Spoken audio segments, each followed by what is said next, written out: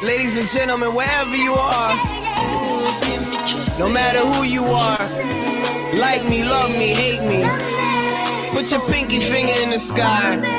Yeah, whatever, put your pinky finger in the sky. It's funny, cause for me, getting in the studio is kind of like waking up and taking a piss. Especially with the bathroom like right next to the booth, you know? You get used to this life, man. Get used to it. You don't get used to the bullshit niggas be giving. What's that? Side though. What? Since the hate is real, the response is real. Probably realer than the niggas hating. Niggas mad they ain't got the same mind as me. Then they get stole on like a shining bee. I don't care, solitaire, I'm the king. Fuck a suit, can't call a spade a diamond east. I'm with peace as long as y'all niggas out. So I piece niggas out, y'all getting out. Either your balls or my drawers is in your mouth. No keep, just the sweat from my balls just spitting out. See the sweat? When I dumb it down, I still spit shit you wouldn't get. Wanna bet? Watch this. I got better aim than a 9/11 cockpit. Y'all shocked at my gothic wit. I'm smiling, imagine when I get pissed. Wouldn't it be cool if I could kiss the sky and the sky stays the sky? Instead I get kisses. You don't love me. You ain't my homie. I don't want no kisses. If you don't love me, you can't even blow me. Haters, it's what's for dinner. Warm up to me now or have a fucked up winter. That's word to Storm and Iceman. Professor Charles X gets warned about a fight and more inside Heights to be the new home of Iceland. Let me chill, I'm just a tidbit of skill. When I grow up, I wanna be a farmer. I come before it all like armor. No car, I'm just rude like a car search. Shorty said, go deep, I go farther.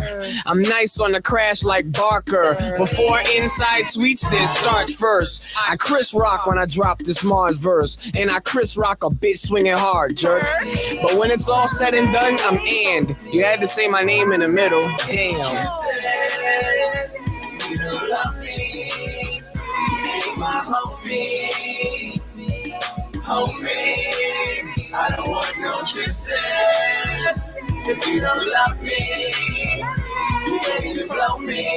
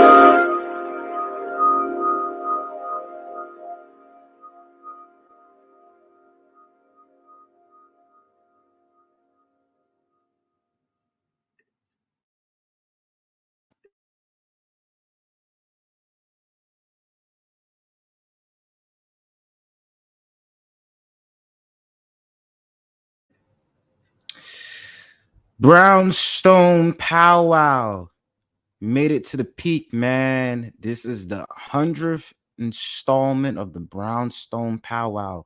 This one being called Wakefield the Return. Um, man, I'm just I'm just like whatever, bro. Like it's been a wild ride, yo. And my thing is, why ain't people tell me my audio was chopping up when they was speaking to me yesterday, man? I recognize that. Nobody told me shit. Damn, son, you really must not love the kid, bro. That's grimy, but it's all good. It's all good. Yeah, welcome to the Brownstone Powwow, 100th installment, Wakefield the Return. Um, just gonna go over a couple of things, may play a little bit of videos. The aim for this stream is about 2 hours. And then after that, I'm probably just gonna call it a day. It's just a lot of people who's gonna be going on tonight. So I want to see some more talents that's gonna come on tonight. And I figured just make this stream shorter. I didn't feel like going the whole day, so I just felt like, whatever. But that's merely always me explaining something. So check this out, man. So it's been a wild ride with your boy. You know what I'm saying? The Brownstone Powwow started out last year, April 2021. You know what I'm saying? My thing is, at the end of the day, well, how I felt about it, how things was going on and the stuff like that, it was like, I was just happy as shit. I was like, yo, I gotta get this stream y'all because I know I got something to bring to the table. I know people gotta fuck with the God. You know what I'm saying? Fuck with the kid. So, that's that. I decided to wait this stream to kind of let out all of my feeling and all of the experiences I had as being a content creator and also being someone who streams from weekend to weekend in the week. I usually sometimes did streams during the week, but I figured, I was going to wait until I did the 100th installment to talk about my experiences so far. So I'm gonna just let loose and let it go, man. So, first come out the gate, it was pretty cool. Particularly coming out of a space that's primarily men. I always wanted the mission to be the Brownstone Powwow doesn't exclude anybody. You know what I'm saying? Like, if we need to have really big, deep conversations, I'm not going to bar women from not wanting to speak and say what they need to say and stuff like that. Like, I allow all people around here. I don't even care about race. So it's been a crazy ride. First stream started up, trying to figure that out and then trying to figure out how to do everything else and, stuff like that. I had a lot of good moments. I feel like if you really want to know the dopest streams I had, I had some dope ass streams this year, but I think one of the dopest streams I had is when I decided to take over for Pastor Stream. That shit was like 7 hours, 7 hours and 30 minutes. And that conversation, it was just like a full house. And I hope I can get back to that place one day because I'm just like, I always feel like my talent is dope. So I got mad shit to say. But I wanted to always, what I'm aiming for is for the Brownstone Powwow to be a full house. I want it to be a full house. I think that it's just too many personalities that I know within this virtual realm. They have some dope stuff that they say. They have some dope stuff to talk about. And I think that we can bounce off of each other. Even people I don't particularly see come up on panels, I would want them to come up on a panel if they can. That'd be dope too. So, talking about that, a lot of people still, gonna try to shit on the boy. You know what I'm saying? First of all, before I even begin with that, but besides shitting on the boy, they did stuff like they were sitting up there saying, yo, your subscriber count is low, son, and blah, blah, blah, and all this other stuff. And let me pause that real quick because I must say, I just hit a 300. You know what I'm saying? I just hit 300 fucking subscribers on this YouTube shit.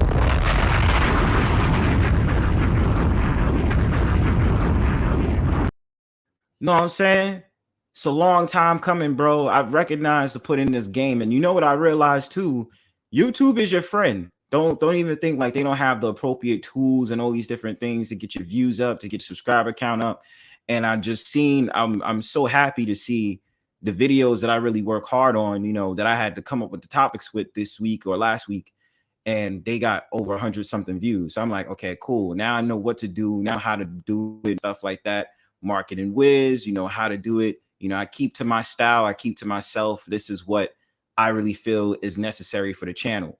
So, you know, at the end of the day, my opinion on it is like I'm gonna keep on going, man. You know what the goal is, trying to get to that thou wow with the topics that I produce, the Brownstone Powwow panels that I, you know, put out there and forth like that, and, you know, marketing some more people, marketing with some more souls that got some stuff to talk about. And I have too many ideas for shows. So, you know, I always want collaborations. You know, I'm emailing, I'm looking for more people, more talents that want to come through, and, you know, let's chop it up, man. Let's have some fun powwows. Let's have some karaoke nights. Let's have some rap battles. Let's have some, I don't even know, like whatever it is that I can put out on the table, that's what I want. You know what I'm saying? So I'm just looking forward to what, you know, is going to be the future of the Brownstone Powwow. You know what I'm saying? I've had some wild times with this shit. You know what I'm saying? So also my memories about the Brownstone Powwow, in which I think was very, very interesting. The debates was cool. You know what I'm saying? I think this year I had got into a debacle with one of these butthurt little dudes that decided to come to my panel and troll me. That was weird as fuck. Like, like I gotta look cat out of the bag for a second. It was over a woman. And I'm just sitting back like, bro, this is not even necessary. Like, we're all fucking cool here. You know what I'm saying? Speaking of that, also just content creators shitting on me again and trying to sit up there and say, oh, Bronzebird, your channel is boring. Nobody goes to your channel. You don't da da da da da da. But it's funny how the same people that shitted on Bronzebird were the same ones emailing me. If they was real close to me, then I gave them my number, but that might have been a mistake. Besides that, like just doing whole shit, like trying to call me out, but you shared my videos and you showed me love so many times when it came to me streaming. Like you actually like my streams. So why did you go against your word and then sit up there and talk about Bronzebird is so boring and this, that, and the third? I'm not boring. It's just that not a lot of people know about me yet. You know, they know of me. There's people who know that I might have a channel. There's people who know that I go up on panels and I talk my shit and I just be going off and I be saying what I'm saying. You know what I mean? But let's really be real about this, fam. Like at the end of the day, I bust my ass. You know what I'm saying? And you shared my videos, which tells me you definitely are paying attention to Bronzebird. You dig? And you know, it's like, come on, fam. Like I come a long way. Shout outs to Antisocial Social Life Podcast. You know what I mean? Like, don't try to shit on a kid. Like my fucking powwows be dope as fuck, bro. Like, you know, shout outs to the whole crew that I've seen across the board. I'm gonna name them tonight. I really don't care. Like, you know, I'm gonna show love to everybody. I like, because I really like the crews and the different like setups for certain people for where they have the their panels. So say for instance, shout outs to None Mode, shout outs to Builder Sphere, shout outs to the Villain Sphere, shout outs to damn man, like shout outs to the breakdown, a woman's perspective, shout outs to shout outs to a lot of people, bro. Like I get really inspired by a lot of people who have their own little sectors slash little different things that they name they powwows. Shout outs to the sectors out here, fam. Shout outs to Auntie and the Purge. Shout outs to the collective. You know, I'm very excited and very humble on what is gonna happen with the collective, because I know he already has some shit that's gonna happen. Shout outs to Mac Era. You know what I mean? Shout outs to everybody in the motherfucking house, man. Straight up. But you know, like I said, man, I just appreciate just people who recognize the work. You know what I'm saying? Being a content creator is not, you know what I'm saying, behind his work, like you really sitting down, like, yo, what am I gonna talk about this week, son? Yo, my subscriber count just dropped 2 points. I need to get that back up. You know what I mean? And then you recognize the SEOs. You're like, shit, my video did 1.4K. Let's get it, boy.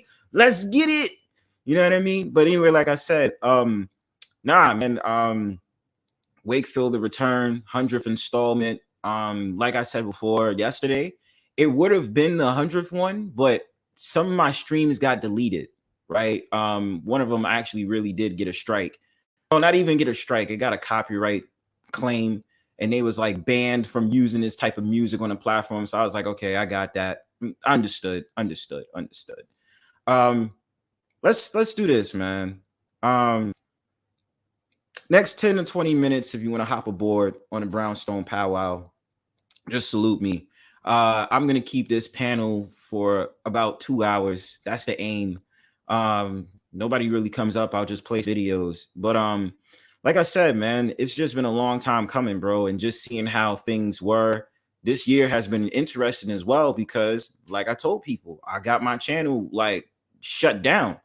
YouTube shut down my channel for a day because these creep motherfuckers kept coming around on my stream trying to put up sex bots and all this other stuff in the background and put it in the front and stuff like that to get my channel shut down. Envious people who try to clip off Bronzebird for no reason at all. And I don't even understand it. I don't get it. I don't even understand what the purpose of that is. You feel what I'm saying? What you trying to shut down Bronzebird for? I ain't never done nothing to y'all. I know that I troll, but I don't be trolling with certain number of y'all because some of y'all is in y'all fifis about me on purpose. So it don't make no sense for you to do what you did to me. Like, nah, bro, like I'm not cool with that. But moving on.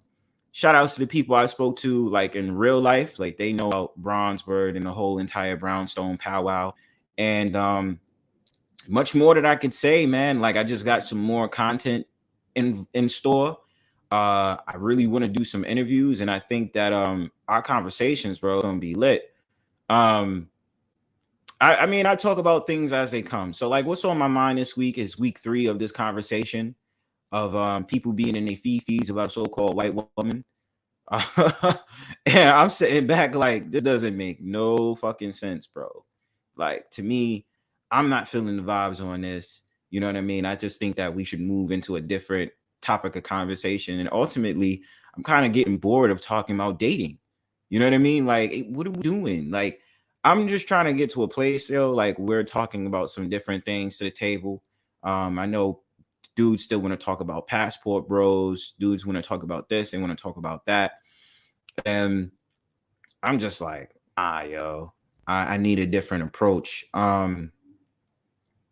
Shout outs to the dudes that came up on my panel to talk about business and real estate. That was a fun time.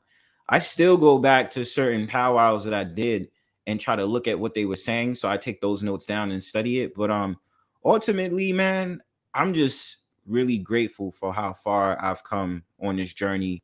Brownstone Powwow, over 300 something videos of just my stuff. You know what I'm saying? When I began, I was recording everything on my phone. You know what I mean? I was like, yo, let me record it on my phone. And then I started doing started editing on my laptop, and then I used my laptop. I was like, all right, cool. I'm gonna go ahead and use that. Shout outs to the people that even did a stream right after my stream. You feel what I'm saying? It was like, yo, a Bronzebird after stream. Shout outs to y'all. Like, those were some cool, dope ass conversations. But ultimately at the end of the day, yeah, man, 100th stream, Wakefield the return. Must I stress this again? I'm just happy as fuck that I was able to get this. Still got some more stuff to learn. Still got to try to learn how to, the algorithms, get some more heads in and stuff like that. But ultimately, yeah, man, that's just how I feel. You know what I'm saying? I don't really have anything more to say, but yeah, bro. I mean, that's pretty much it. Let me throw out this link just in case anybody wants to come aboard. Hold on, y'all. Hold on just a second. 1 second, y'all.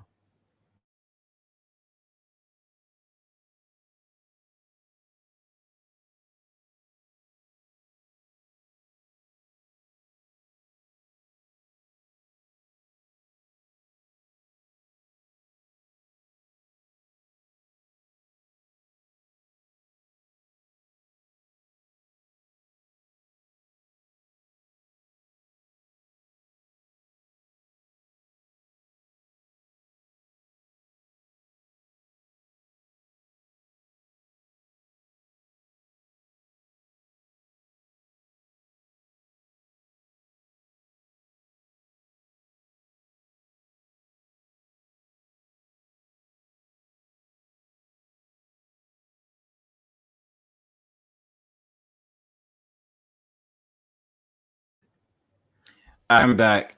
So yeah, the link is pinned if anybody want to come aboard.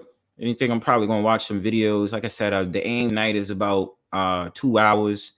or whatever and stuff like that. But yeah, bro, I mean, it's just really interesting in conversations that I on this week. See a lot of pro-black talk. I was watching, like, you know what I saw? I saw like two biracials like arguing on panels too, right? Like they was arguing about how uh the black man ain't shit. You know what I'm saying? Like as much as that rhetoric, or just trying to say like, oh, because of colorism and all this other stuff. And I'm trying to expand different topics of conversations, right?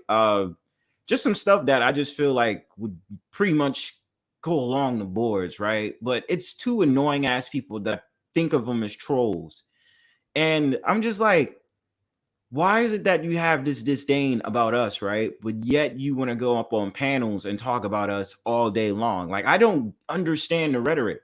I don't get it. Like, I'm sitting here lost, like, what point? You know what I mean? I don't fucking get it.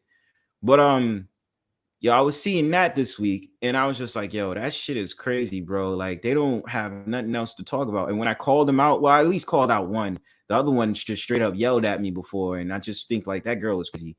But I just don't get it. And then you have another shorty who's like a lesbo, right? She's like a lesbian. And the thing about it is she'll hop up and say, yo, African American men are lazy, they ain't shit, and blah, blah, blah. And I'd be like, but why are you talking about us then? Like, what are you going to try to make me jealous about the immigrants that's here in America? Like, it doesn't work like that, sweetheart, because I don't care. You know what I'm saying? Like, that's not my whole entire reach. But man, it's crazy what you'll find on these YouTube streets, because then I think about in real life how the conversation goes, and then people that I talk to in real life is like, yo, I want to start up a podcast, I want to talk about this and I want to talk about that. I was like, yo, it's the same damn convos I have when I'm up on these streams with people, bro. Like the same goddamn thing, bro, recorded to YouTube and then these different avenues and channels and shit like that, and then people blow up because we talk about the same thing. And what it is that what I was stressing is to get to the mental health aspect. I think that's the main target and goal, and it's about spirituality because I think that is important. But at the end of the day, it's like, bro, to have the right mindset, whether you're dealing with a mate or dealing with someone, that takes a lot of work. And a lot of people don't realize, like, yo, it takes work to get to a place where you feel comfortable. Screw all the fucking shit. Screw all the glitz and the glams and stuff like that. Like, people literally don't be happy, fam. They don't be happy, bro. And it's like, to find a muse in it all is like what people need. And especially when you're dealing with a type of society right now where deleting yourself seems popular. It's just like, yo, like you gotta you know what I'm saying? You gotta find a muse, bro. You gotta find somebody. You gotta go outside. You gotta get some air. You gotta find something that's gonna make you all right. I'm not telling you to be happy automatically, but like, just find something. Find something, because it's very important for people to know that they have something that they can go to at the end of the day. You know what I'm saying? So yeah, man. That's just really how I feel. But so let's see. The breakdown that I had talked about this week was with Ice Spice. I talked about Kanye West. Yeah, it's a lot of topics that I brought on this with the Brownstone Powwow. If anybody got any Q&As, that's cool too. But I just want to go over a couple of things. So I'm gonna look at some more shit. Hold up, you guys. Where? I wonder if anybody was talking about hold up. I was wondering if anybody had went to go see that new movie, Wakanda Forever. If there's anybody who went to go see that movie, then I wonder if oh shit, they go to that same guy again. All right, fuck it. I'm about to play some videos, y'all. Stay tuned. I'll be right back.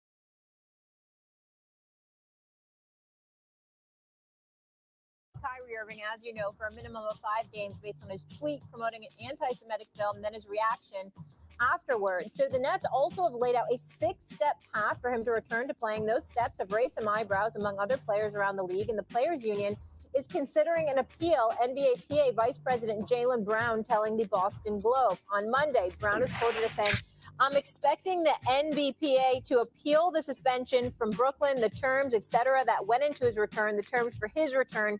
They seem like a lot, and a lot of players expressed discomfort with those terms."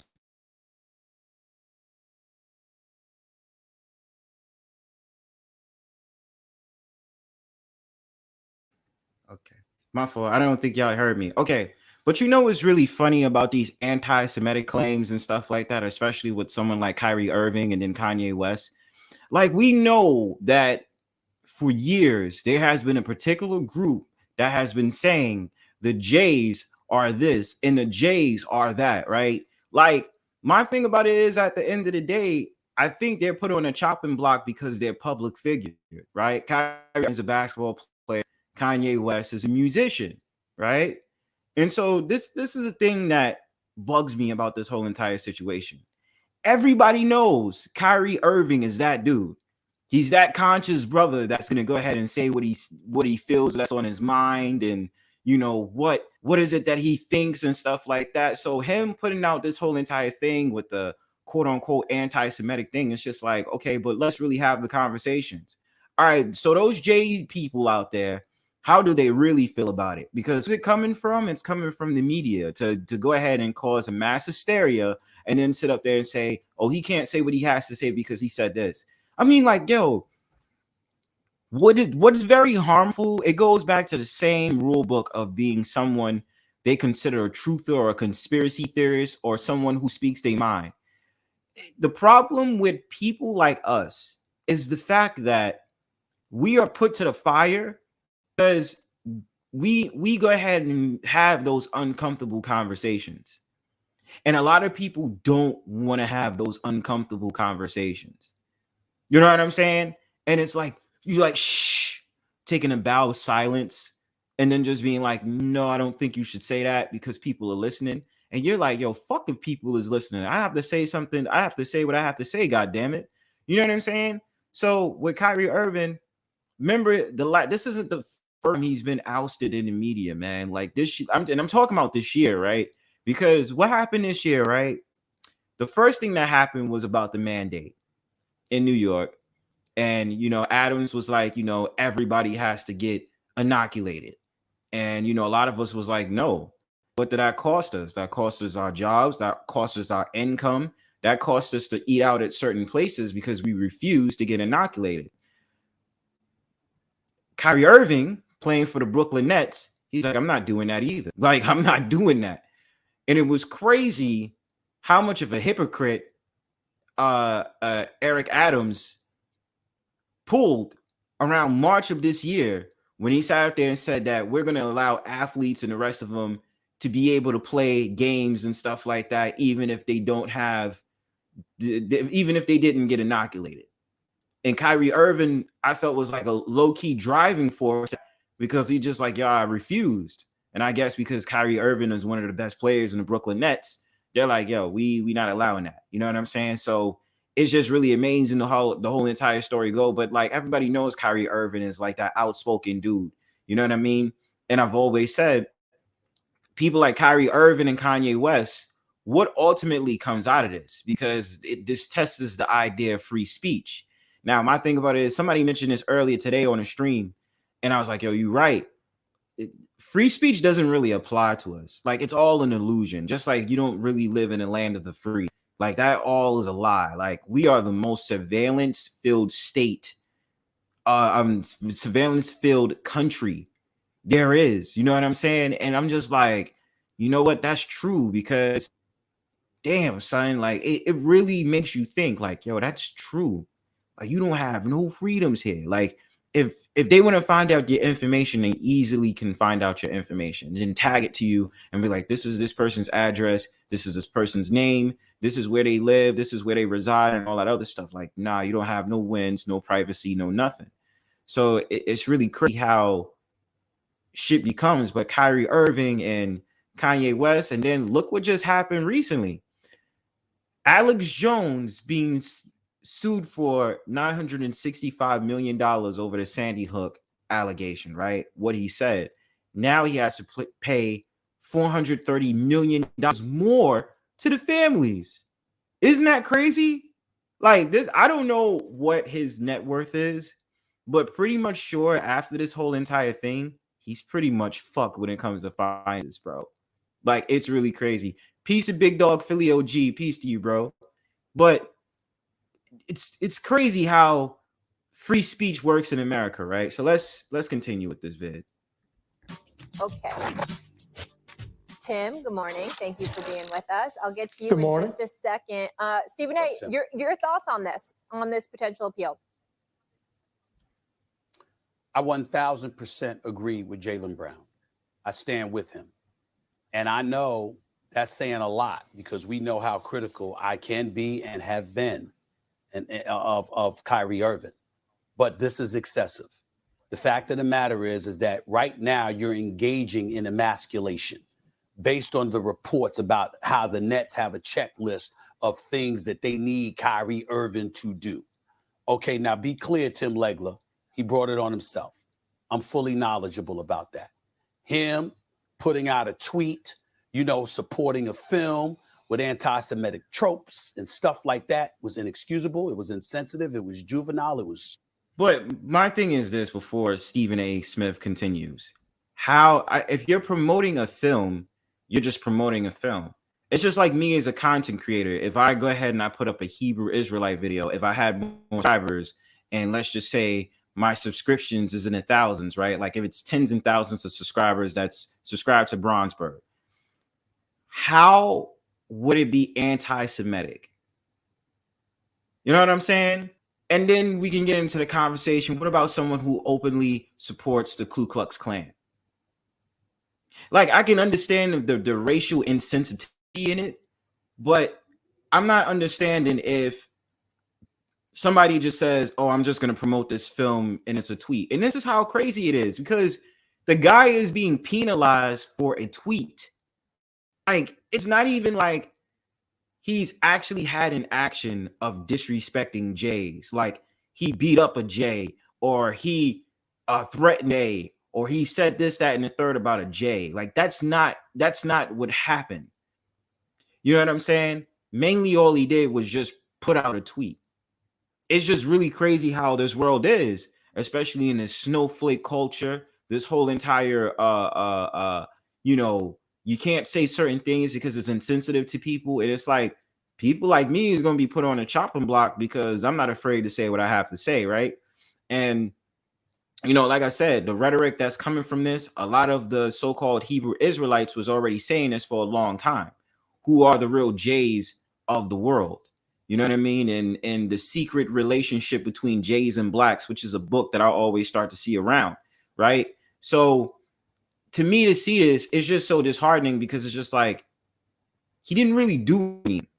Like, he just shared a tweet and he's penalized for it. Whatever. But emasculation, I swear, a lot of the so-called black people, or so-called black men in particular, love going up on social media and talking about how the so-called black man is how do I say it? He's emasculated, he's a buck breeder, and all this other stuff. Like all these old like slavery terms from like the 1800s to kind of defile the so-called black man in the 21st century is just wild to me, bro. Like, wild. Stupid. Okay. And the kind of heat that he's brought upon himself thus far is self-inflicted and largely, if not entirely, of his own volition. So he deserves it. But now you're going a step too far. Okay. The man apologized. All right. He's been suspended. And that. Now you as an organization have to make, do you want him on your team? Do you keep him on the rest of the year?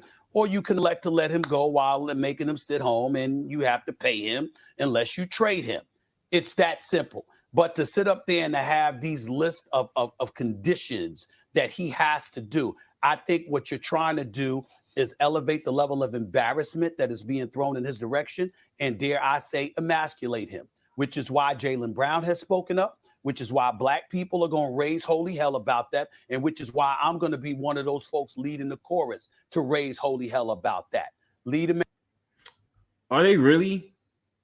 Like, I'm gonna just keep it a buck. Are they really? Like, so-called black people raising hell against the NBA. Like, what are the chances? You know what I mean? Like, I'm stuck in a place where I'm just like, yeah, but raising hell in what way? Especially with Kyrie Irving. And I'm not shitting on it. I'm not gonna sit up there and say they wouldn't, they never should, and blah blah blah. But in what way? Like, the NBA has the calls on what they can do to Kyrie Irving, right? And what this reminds me of when he just started speaking was that book called $40 Million Slaves. I think I read that book back a while ago, but that book was filled with so much information. $40 million slaves, man. And they was talking about the people in the industry, the sports industry, the music industry and stuff like that. And it was a crazy book. I feel like I remember reading that when I was young. I really do. But yeah, man, it's just crazy. Let's go. Man alone. Keep him on the team or let him go. Suspend him, bring him back. But when you start talking about, well, he needs training and all of that, wait a minute now. The fact of the matter is he apologized. He acknowledged, albeit a bit too late as far as I'm concerned. He still apologized, acknowledged that he's not anti-Semitic, okay, that he made a mistake in putting the film out there. Okay, of course, when the owner reaches out to you, you should respect this man that's paying you and reach back out to him. Of course, Joe Tsai should demand, we have to meet and have a conversation before I let you back on his team. That is reasonable. That is understandable. But to then try to articulate that he needs to go through sensitivity training and all of this other stuff, now you really, really digging it in. It's unnecessary. It's uncalled for. If the Anti-Defamation League wants to raise holy hell about that, and they want that, and they request that of Kyrie Irving, that's between them and Kyrie. And this is what I don't understand. What exactly is sensitivity training? Like, do you guys know that in the chat? Like, what is sensitivity training? Like, the last time I seen them talk about sensitivity training was Dave Chappelle, when he had made jokes on transsexuals, in which I'm sitting up there saying everybody's getting in their fifi as the fact of the matter, like, you can't be a comedian no more. You can't even be a person with an opinion that talks about a certain group. Like, you can't talk about a certain, like, Jay's is off the table. We all know that. That's always been, I don't even want to say an urban legend, but that has always been a talking point. You can't say certain things about Jay, right? That's off the table. You are disrespectful if you talk about Jay's, right? That's always been something out in the open, even though it's been made to feel like, you don't talk about it out loud, like, shh, take a bow of silence on it. There has always been that point to say, you don't say certain things about Jay, right? Even if it's the truth, quote unquote, you do not talk about Jays. So with this whole entire thing that's going on, it's just funny to me. Sensitivity training. Like, I really want to look that up, like, because it's crazy to me. Sensitivity training. I'll look it up after this video. Irving. Last time I recall, Joe Tsai is not Jewish. Joe Tsai is an owner for the Brooklyn Nets. You want him on the team or you don't. But to sit there and highlight and articulate these processes that he must go through, it seems to be a bit pouring on. I don't appreciate it. I don't like it. It's a bit excessive. And that's what I wanted to say about it. Go ahead, Tim. Yeah, all right. Well, first, listen, there's a lot of layers to this story, right? So let's start with the Jaylen Brown comments. I completely agree with you, Stephen A. When you look at the list of things that the Nets are asking him to do, there is no question that they are trying to now really stick it to Kyrie and make sure that there are so many conditions to it that, like you said, you're basically asking him to completely capitulate to the organization, right? That's what they're asking him to do. And look, make no mistake about it, I expect there to be an appeal because that's their job, right? The NBPA represents the players. It's their client. It's no different than like a criminal defense attorney. You're going to defend your client. That's what the NBPA should do. In almost every case, they're going to appeal it. So that's nothing crazy. And some people are criticizing the NBPA for taking that stance. I don't. That's their client. That's who they represent. They're going to do everything they can to try to mitigate what the Nets are asking Kyrie Irving to do. Having said all of that, I think the only reason Kyrie Irving is in this position that they're asking so many things is because of his reaction to Joe Tsai. Joe Tsai is the top of the food chain in the organization. And I think if Kyrie Irving has a major problem in how he handled this, it's because he did not give that man the respect he deserves. If he had handled that in the beginning, I do not think the Nets would be asking all of these conditions of Kyrie Irving. So you point out he brought it on himself. We both agree on that. We both also agree on this is a little bit extensive, what they're asking him to do, but he could have avoided it if he had just communicated with the owner. That's the guy that cuts the checks. And Kyrie Irving, I think, does not want to be accountable to anybody. But this is the thing, y'all. How my thing is, you're reprimanding him for putting out a tweet that was promoting a movie. When you found out that it was quote unquote anti-Semitic, that is then when you started sitting up there saying that he's an anti-Semitic person. But if we're going to get into sensitivity shit, it's a whole list we would have to get into in order for there to be something that someone should say, right? Kyrie Irving, nobody would care if Kyrie Irving was to Wakanda Forever. Nobody would care if Kyrie Irving promoted Woman King. You understand? Because it's not on the radar. I'm just trying to understand, what is the movie that he promoted that is quote unquote anti-Semitic? Like, I still looked into the case. I mean, I didn't do much research into this. This is on a fly. But what I'm trying to figure out is, what is this movie that's so anti-Semitic that now you're pulling his card for making a tweet on it? And I understand now that, damn, you really cannot have a voice when you are on certain social media platforms. It's just like, when I was going to do a video way back on this channel, I was going to do a video talking about inoculation. I didn't really have any words on it. It was just a 2-minute video. As soon as I put that video on there, YouTube was like, nope, strike. I was like, shit.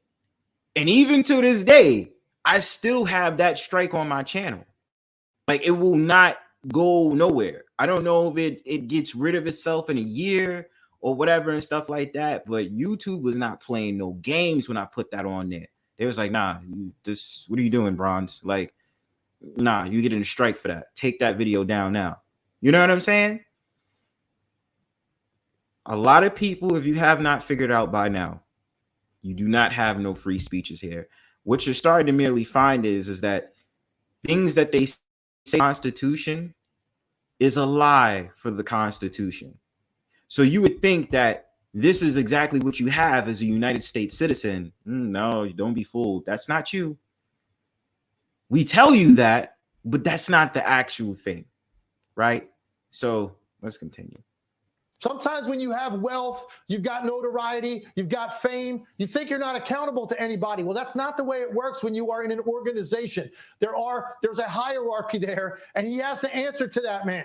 And if he had just communicated with him, I think he could have avoided a lot of this. But now it's taken a turn, and we're going to see this is really a giant game of chicken. And they're trying to get Kyrie Irving to cave on this. And let's see how far he is willing to take this and how long he is willing to sit out, trying to make sure he does not do the things that the Nets are asking him to do. But I think he could have avoided it if he hadn't disrespected Joe Tsai. So that's the other layer to. But if he would have went to the owner, how would the conversation have went? He said something. Kyrie Irving, being as strong as he is, he's going to say what's on his mind regardless.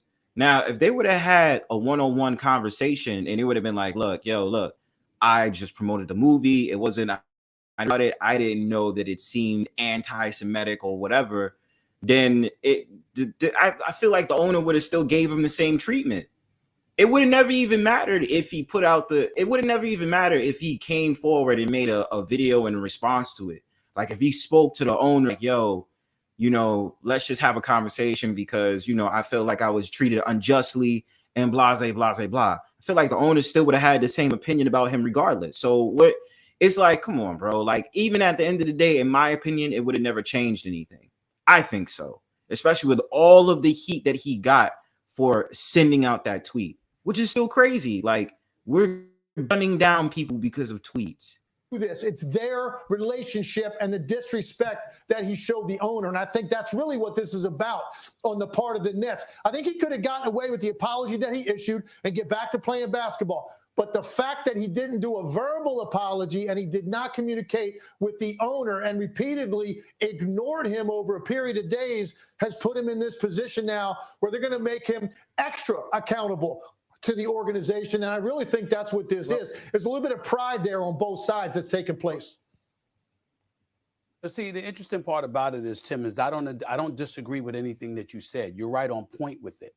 What I'm saying is let's get to the real crux of the matter. Everything that you said, I've said what I had to say.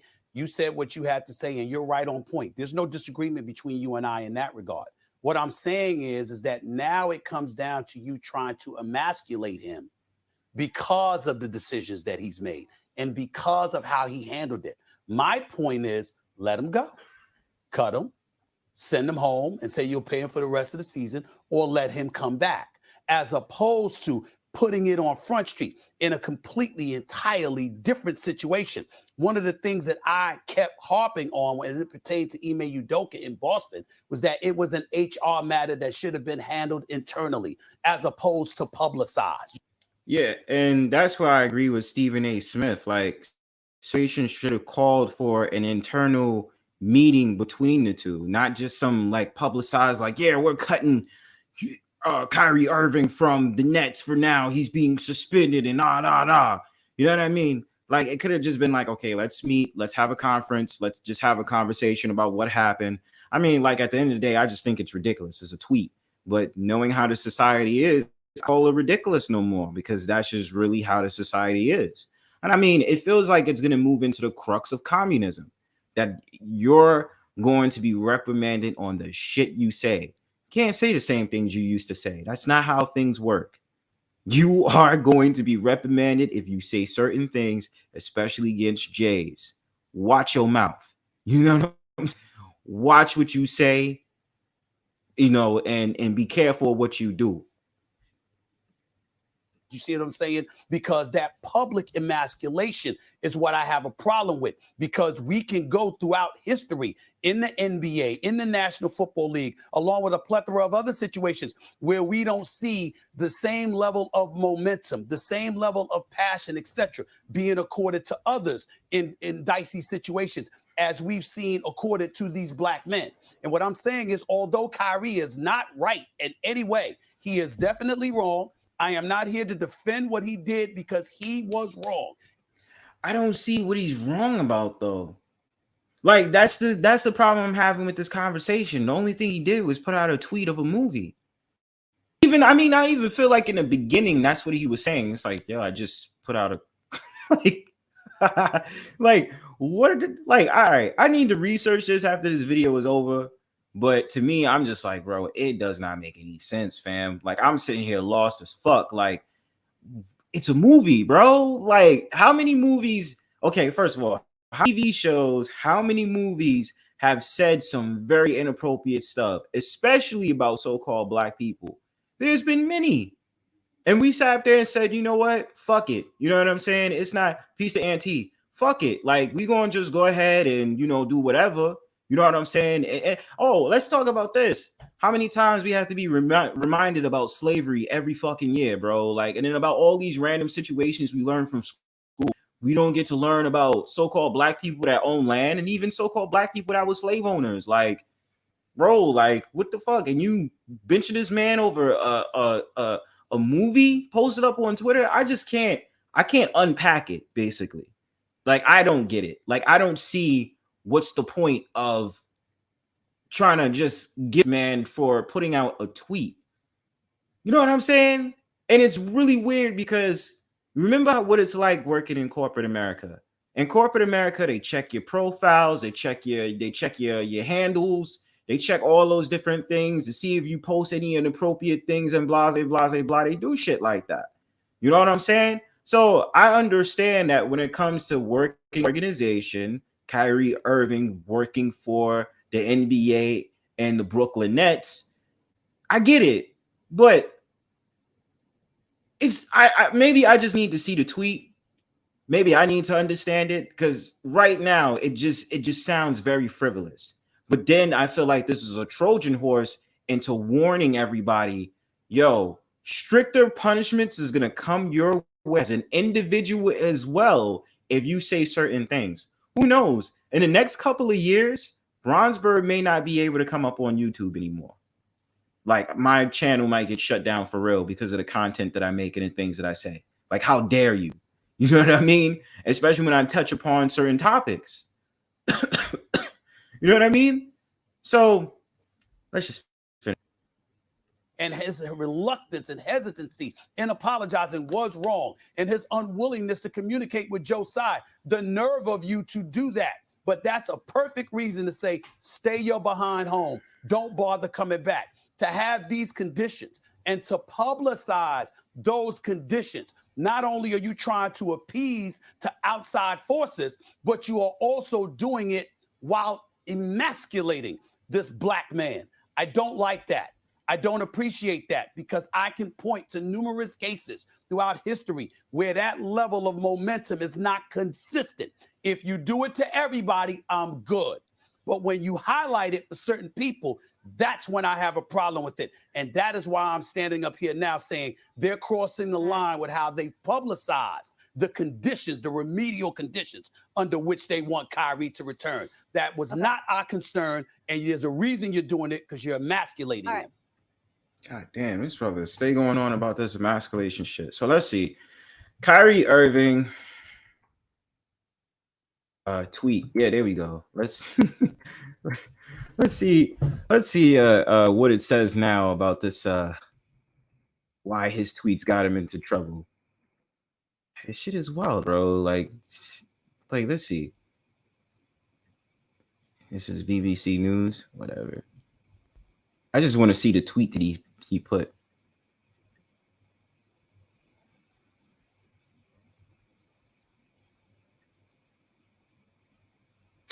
Oh, come on, man. Let me just get that. It's not. What did Kyrie Irving say?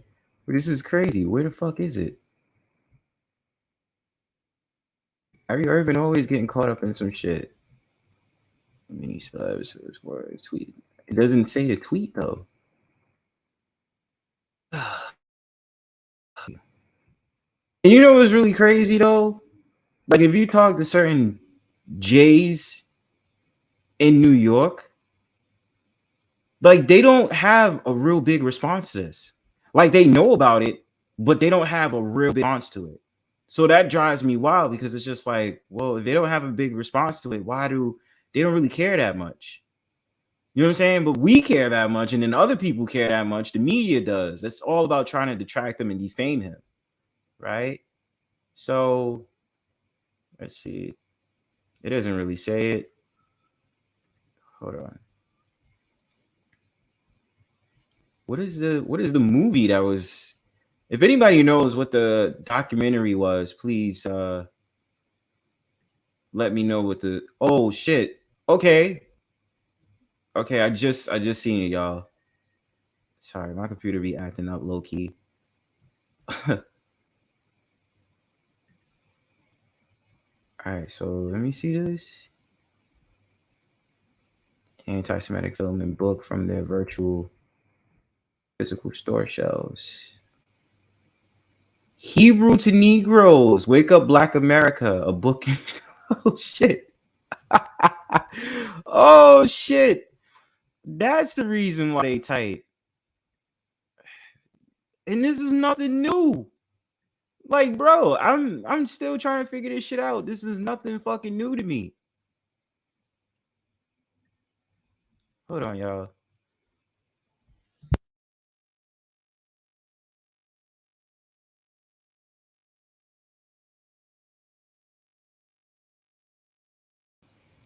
Yeah, but it was talking about the Hebrews and Negroes jump off. Jeez, that's the reason why he got in trouble. So all right, let's go to this, bro. Let's check this out. My fault. I'm gonna check this out. Sensitivity training. We should check this out. These damn screens be slowing down my whole entire stream, son.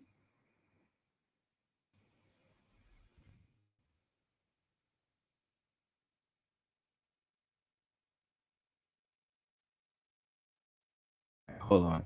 So let's look up sensitivity training. This shit is crazy. Fuck you mean? Okay, I'm gonna just look at the Wikipedia form so they don't keep screwing me up with ads. So this is what it says, right? Oh, hold on. Marcus GV in the building. Appreciate you, brother. Thank you for coming through. All right, so just in case you want to know, Marcus, we were talking about the Kyrie Irving thing that's going on, and so they're recommending him have sensitivity training, which is crazy to me, but whatever. Sensitivity training is a form of training with the goal of making people more aware of their own goals as well as their prejudice and more sensitive to others and to the dynamics of group interaction. What the fuck? Like, what the? Okay, I'm not going to read the origins. Focus and legacy. The focus of the sensitivity training group was on here and now interactions among the group members and on their group experience by following the energy of the emerging issues in the group and dramatizing them in verbal and nonverbal ways. This sphere of open honesty was encouraged throughout, and authenticity and self-actualization were prominent goals. The heyday of the encounter groups was the 60s and 70s. Thereafter, nonverbal interactions was increased, discouraged in favor of a more modest emphasis upon following group processes as they emerge. The techniques of T groups and encounter groups have emerged and divided and splintered into more specialized topics, arguably seeking to promote sensitivity to others perceived as different and seemingly lose some of their original focus on self-exploration as a means to understand and improving relations with others in a more general sense. But this is the thing, bro. Like, hear me out. Hold on. I'm gonna read your comment too, bro. Gotcha. They gave him a long list of demands. I think which seemed like buck breaking. I've known about Kyrie since his college basketball days at Duke. Excuse me. And that's the thing, bro. Like, this is the thing that I'm trying to understand for myself. It seems as if sensitivity training is like this faux intervention on a particular person just because they say something that you don't like that they said, and that now, since we're living in a snowflake culture, you can't say certain things because that's very to other people. Just like I can't say, let's just bring in the guinea pigs that we always talk about. You know what I'm saying? If you talk about the LGBTQ, like if I say I disagree with non-binaries, or I don't like the fact of the matter you guys make up all these random ass sexualisms and all these different things, I get reprimanded for that. At most, what do people call me? Cisgender, which is weird as fuck because it's not an insult. So then they would tell me, Bronzebird, you need to take a sensitivity training class and all this other stuff because you've made some unfair remarks about the LGBTQ and the J's. I was like, but what if I say I feel very uncomfortable with the same people that make it their business on my behalf when I never asked them? You understand what I'm saying? I don't appreciate that shit. What's going on, Marcus? What's up, bro? What's going on? Just What's your chilling, man. I just subscribed to your channel, by the way. I wasn't subscribed before. Oh, thank you, man. I really appreciate you, man. I appreciate it a lot. Hey, So, gotcha. what's your spin on everything, man? Me personally, bro, I don't think Kyrie did anything wrong. I think it's kind of hypocritical because, like, part of your humanitarian rights from the Geneva Convention and your constitutional rights says you have a right to believe in the type of practice of religion and or spirituality that you want to believe in, whether he believes in it or not, whether he says it or not. I don't think it was causes for him to be punished this way, but I don't know, man. I think it was just a buildup of them trying to make an excuse or a reason to punish him because of the comments and the things of him not wanting to take the jab, and then like supposedly him when he took time off to go celebrate his sister's birthday, he took like a week off or something like that, and like I think it was just a buildup of excuses for them to try to like, okay, hey, like this is the final time that we can like. That's why I said the word buck breaking, because when they were listing the demands of what they wanted him to do, it was like, all right, maybe I can see maybe like a little like you said, classes. That's fine because that's like a warning, right? The classes is usually like a warning, but that's like, but for you to have to fine them like $500,000, that's ridiculous. And then like it's just words and it's a post, and it's like he didn't say, "Hey, I'm taking away what the people went through in Germany in World War II. I'm not taking away from that." He didn't say that. It's not like discredited that. He just said he thinks that his people are the tribe, and that's it. That's what he believes in. Just because I disagree with him, I don't think a person should be taken down or silenced or censored in that certain way. But unfortunately, when you sign contracts, you unfortunately give up certain rights or accesses you had before. And if you want the benefits, you got to give up certain rights. Unfortunately, that's just how it works in corporate and companies of America when you want to be employed. And with athletes, if you notice how they treat athletes as if they're like the kind of like Disney Channel and Nickelodeon. They're very PG, so there's public audiences that everybody can see, the families, the masses, the kids, and the adults can watch. So especially when it's gonna be like something that the kids can watch and like the youth watches, it influences them, and they're thinking, okay, yeah, we can't have this kind of guy. Like we got to make sure that all these athletes walk a tightrope, and you got to watch what they say. They got to act, and if they get in a drunk accident, they have to be deemed an alcoholic.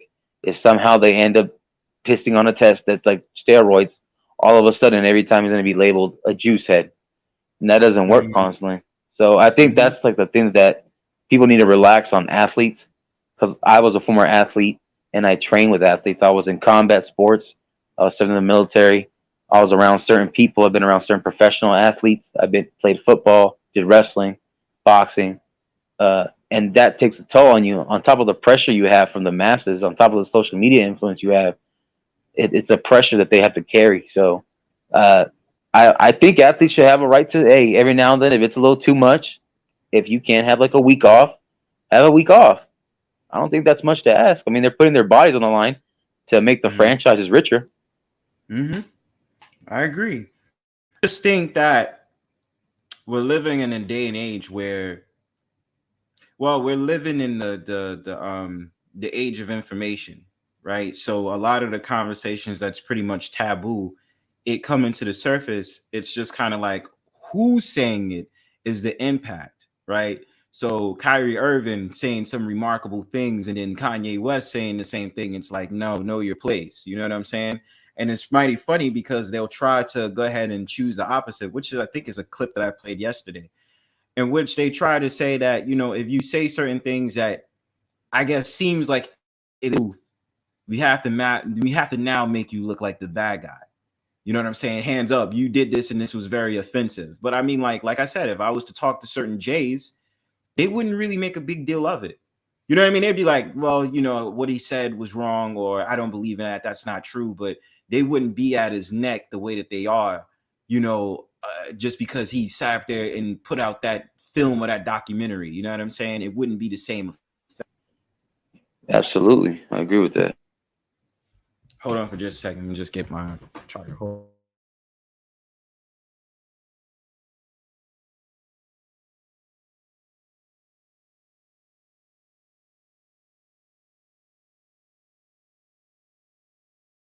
Yeah. So, I mean, going into that, bro, besides that, I was going to ask this too. So what did you think about the Kanye West and the Alex Jones situation? Because Alex Jones is crazy. Because I mean, that shit was crazy. Because not only did they sue him for $965 million, now they sit up there and say $431 million more. So I'm like, shit, bro. That's a lot of money, bro. That's like that's 1.3 billion or 1.4 billion right there. Yeah, like 1.4 billion is, and it's like, bro, I don't even know how much this dude's net worth is. Net worth, yeah, you know his net worth, and I'm just like, bro, now it's on some shit like they not having it, fam. Like, Nope. I was like, damn. But you know, Well, the days of having any type of thought process, you can't even have that because that could offend somebody and trigger somebody. okay, but if it's offending someone, like, what's the most that they? I mean, if we're speaking everyday people, right? Like, it's just like I made the example about the LGBT.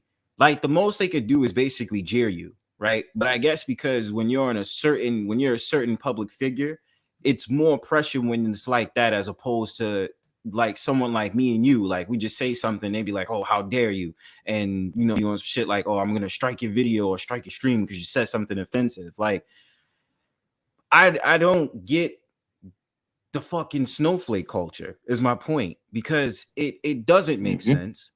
My thing is that those people that's on the opposite side could say some real fucked up shit, but they're not going to get reprimanded the same way I am. So yeah, I think it's like Vanguard and Viacom. They're mostly led by those people, you know, the Jays.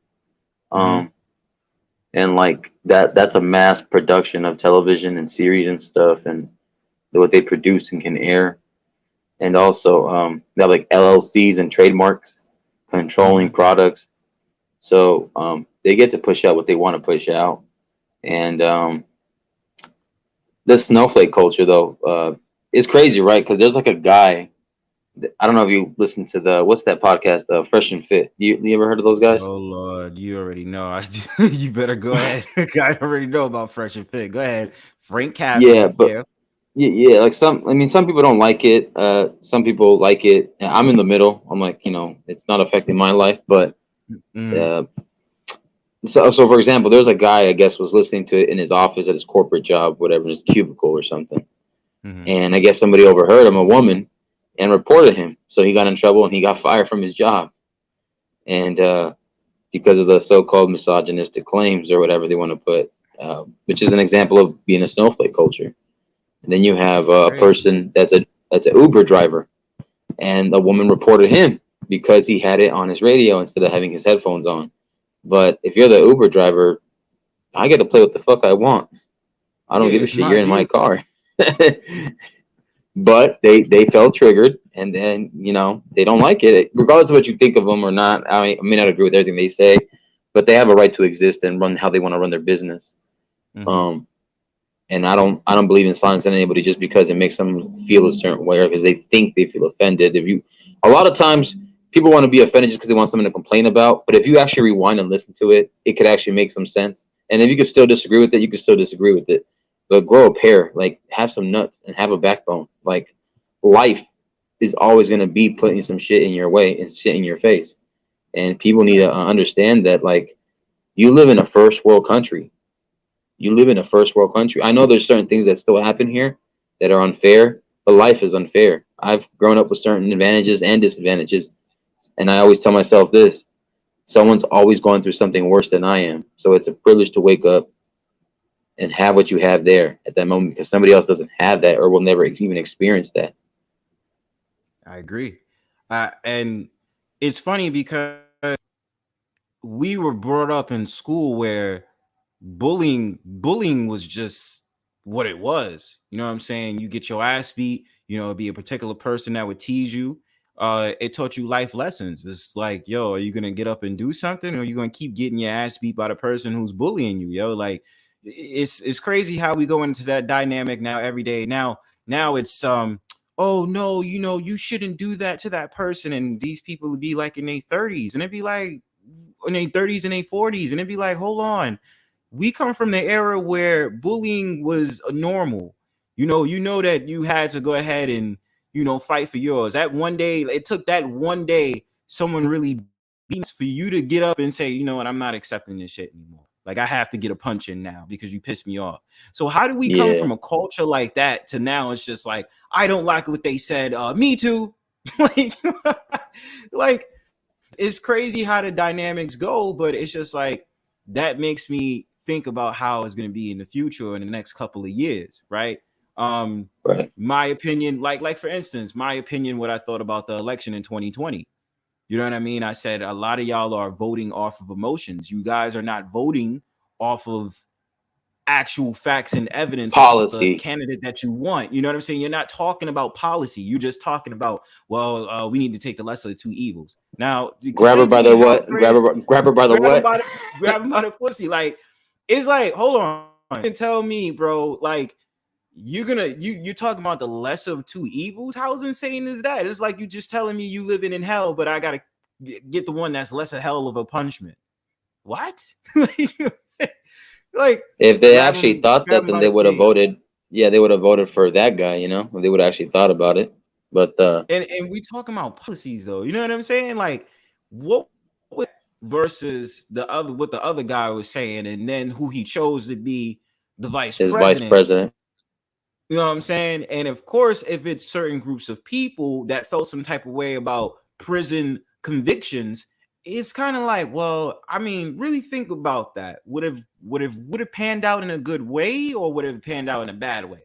You know, like did you think about that, or just you was just like, nah, it's just we gotta because he But said did certain you hear things. about what they just passed recently? I don't know if it's on a national scale, but I last I checked, they were releasing people from prisons that it was going to be tens of thousands, if not hundreds of thousands of inmates across America that were being released that were even certain crimes that were pretty crazy crimes. They're going to be walking the streets, and you know, I'm not for. Don't get me wrong. If you're a guy that does your time, you did your bid, you did your time, right? But depending on what you did, I got to look over my shoulder like a second time. You know what I'm saying? Like I got to Problem watch out. Yeah. it's a problem, right? Because in my city they have they're trying to do the bail reform, right? Like, so say for instance, like somebody robs someone. The thing about how they treat about crime in my city is that they basically are on some shit like, you know, oh, they did this and then they're basically able to walk free like the next day. So basically the person can just go out and do the same crime again and then not in prison. I mean, I'm pretty sure it's for certain crimes, but like it's still one of those type of things that trip me out, because I'm just like, you're letting someone who actually did a crime out on the streets. And I agree with you. If it's like you did time for a couple of years, let's just say for good Like if behavior it's a for a white couple collar of months. crime, I don't mind a white collar crime. Yeah. You know what I mean? But it's certain things that's like you know, you gotta stay some time into that. You know what I'm saying? Especially if it's something like you were a mass murderer. You know what I mean? Like I wouldn't feel some type of way about you just like, oh yeah, well, you know, we gonna let him out in like 6 months, a year, or something like that. Like, Yeah. nah, he need more time, dude. Like, you can't just have this motherfucker just, you know what I'm saying? Like, whatever. Like, nah, you need to stay in there for a good minute, bro. Like, you can't just, you know what I mean? And that's what I'm saying. It's just the thing about it is, at first it was like, okay, what about the marijuana charges? I could have understood that. Like, I would have been like, okay, you're locking up people, but now you're trying to vote for Congress and or the rest of them are trying to say, oh yeah, you know, you can go ahead and smoke some marijuana and stuff like that. That's because they're trying to tax it. And then I mean, don't get me wrong. You know, I'm all for everybody smoking greens, but you know, when the government has control on something, it's probably because they're putting something in it, or they're able to go ahead and do it in a way where you're getting low grade, low quality weed. So they're able to tax it in a way where, like, yo, we can go ahead. Yeah, it's legal. Go ahead. You can get the cannabis. But at the same time, they tell you you can't have hemp, which is fucking crazy to me. Well, So that's why like the government puts what's a limit on how much you can have and how much you have in ounces, how much you can grow in your yard if you want to build the greenhouse effect for your lab. Like they limit you because they know they have a certain limitation. They can make more money off you. If more people do it, that means more taxes, more land, more property taxes, more cost of labor. All that stuff will pay into other outlets. So, you know, plus the sentencing, like the crime sentencing, the bail bonds, the fact that judges and district attorneys will get money for certain convictions and ratings and probation. So, and it's like I said, man, it's just a lot of people failed. I mean, just going into this conversation, a lot of people failed on realizing what they're dealing with, right? And so when we related to the snowflake culture, it's all because one thing that a person has said. And don't get me wrong, him in particular, he said some very outlandish shit, of course. But then it's just like, are you gonna really hold him to the fire like that? As opposed to someone who actually did some actions that was fucked up. Like, where are we in the game with this? You know what I mean? And that's the scary thing, because it's like, it's very biased. You know, somebody will say one thing and then it's like cast them to the fire, versus someone who actually did repeatedly, they're not put to the same fire as that person. It's fucked up. Well, I mean, I said that about when I found out more about Kamala Harris a few years ago. This is like pre-pandemic. This is when I found out that she was actually incarcerating people when she was a district attorney, and I think she was a Supreme Judge for a bit, if I'm not mistaken. And I remember there was people that had cases that even the Innocence Project got involved with, of releasing people who were falsely imprisoned and falsely convicted.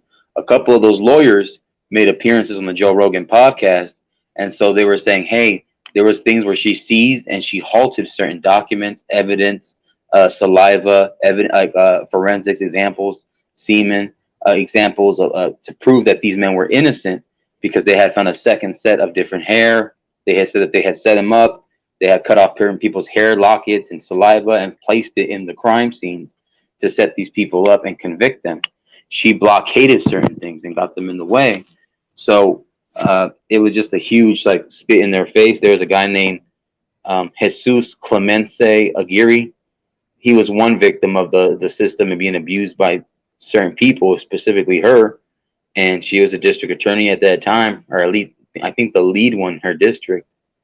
And she wanted to try to abuse her power, and unfortunately, that's what happens. I think there's a decent amount of people who are going through that are locked up in prison right now too. So yeah, bro. And the thing about it is, they're never gonna get out. But it's just like, they try to champion Kamala Harris as like this great hope that like she's like this dope vice president. And I'm like, no. Sometimes she comes across as an airhead. So I'm just like, y'all did a bad job, man. And the whole thing that they did for the presidential election, the whole entire promo, it was disrespectful. In my opinion, it was just very disrespectful, yo. Like, fuck that. it was just more disingenuous. It made it so obvious that it was a bunch of BS, even more than before. And people were just lining up, and especially people on the left. And it's like, well, look at you guys now. Look at inflation. Look at how people can't afford. People are losing jobs. There's people that were laid away on jobs, and during the pandemic, mom and pop shops got lost. Some people passed away. Some people lost their lives. Some people lost their livelihood. They lost their homes. They lost their ability to afford to eat, to have medicine, insurance. And you voted in that presidency. You voted in certain people of positions of power. And I probably have one of the worst governors in all the states of America right now, in my state, in Cali. Governor Newsom. Yeah. You can't really see. Well, you got to realize blue states is usually horrible in general. Yeah. They usually are. I mean, we both live in blue states. I'm in New York, so we got Kathy Hochul. Oh, it's so expensive out there too, huh? It's fucking expensive, bro. Like, so is it true that people got to make sure they got like 2 or 3 jobs just to make enough for bills and rent and stuff? Yeah, pretty much. Like, pretty much is like that. It's not rare. It's very common that there's gonna be people working 2 to 3 jobs in order to make ends meet. Even if you just live in an apartment, and especially that means you got no life. All you do is work and barely sleep. Yeah, and a lot of my friends like are like that. You know what I'm saying? Like they can't. You know what I'm saying? And the only way you're able to kind of get through the crux of everything, which a lot of us do, if you can find those landlords or certain people that can cut out a deal where you can rent out a room. You know what I'm saying? Yeah. Instead of just having a whole apartment, just be like, yo, this is my room. And, I got my roommates and stuff like that. And, that's just how they do it, because that can lower down the rent you have to pay. So instead of paying, let's say roughly $1,900 for a studio or a whole apartment for $2K, let's shorten this down. That's like $650. You know what I mean? Like, or you pay $700 for the room and stuff like that. So combined rent is like, 12, probably like $1,300, $1,400, but we cut it down because we got 3 people living here. You know what I mean? Yeah. So the dealings in the city is ridiculous, bro. I'll tell you that. But you know, you gotta survive the way you can survive, man. Like, you know, it is what it is. They ain't That's gonna what try they to say make it about New better. Yorkers. They say if you can survive in New York, you can survive New York, anywhere. you That's can. what they say. Yeah, if you can make it here, you can make it anywhere. That's always a saying. You know what I mean? You gotta go through the battlefields of it. I mean, I don't particularly like the mayor and the governor that's here right now. I don't particularly like them. De Blasio wasn't much better. De Blasio was just a complete fucking idiot when it came to certain things, but I like Andrew Cuomo. And the thing about it with Andrew Cuomo and him, they couldn't get along with each other.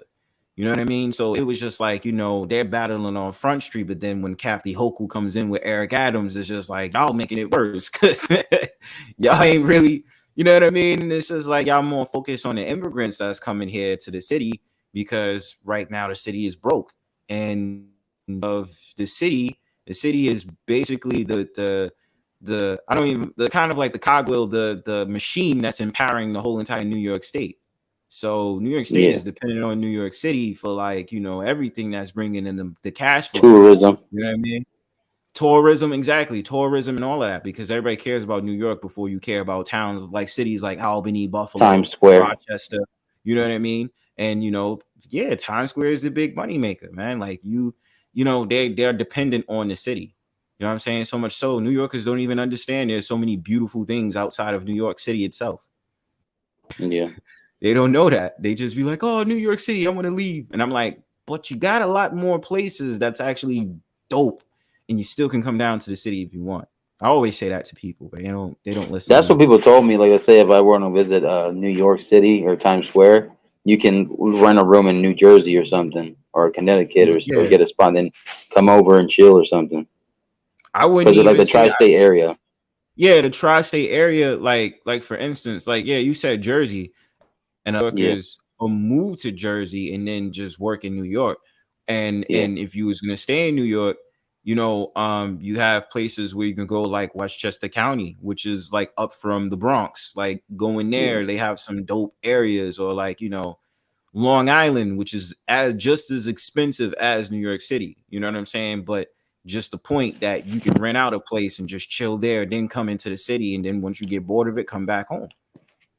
Yeah. So, you know, I not well, I live in Southern Cali, so I live in the desert area. So over here, it's cheaper than to where to live in San Diego or LA. I've been to So San like, Diego.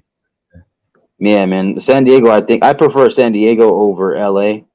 That's just me, because not only was I stationed there when I was in the military, but when I get the vibe of LA to San Diego, I think San Diego just give me more like beach vibes and stuff and relaxation. The border of Tijuana is like right there, so you can go to TJ, party it up. You can go to Rosarito and party it up, and come back, have a good time at the Gaslight Red District.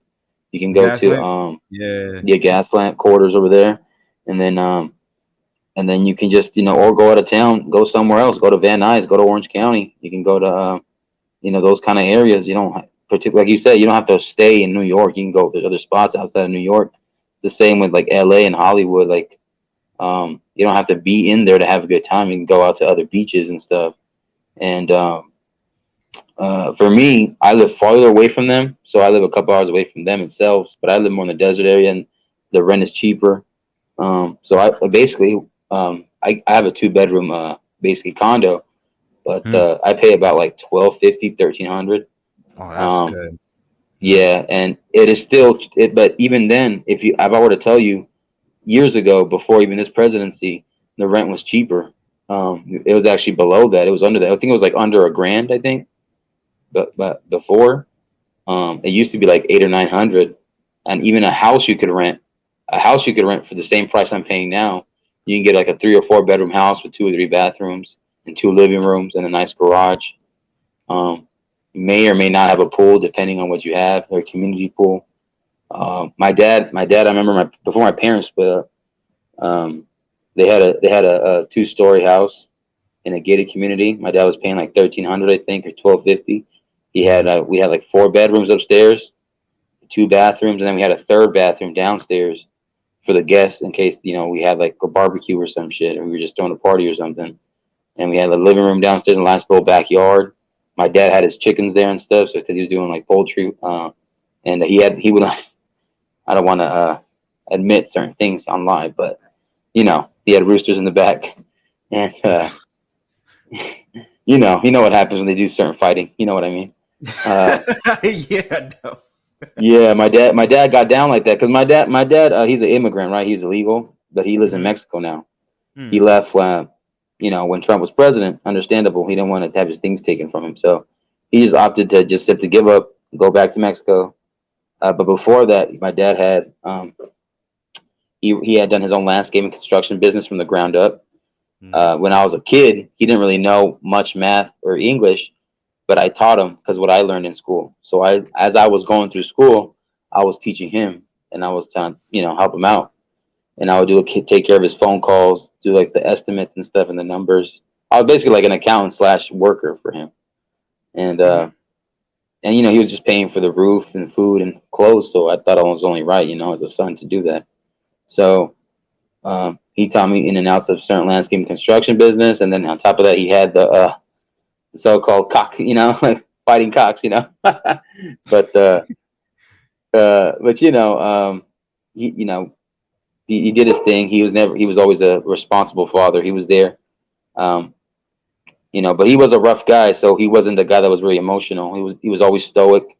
He's always like the rock of the relationship, of the family, of the structure. And my mom was the more emotional, crazy, batshit crazy one.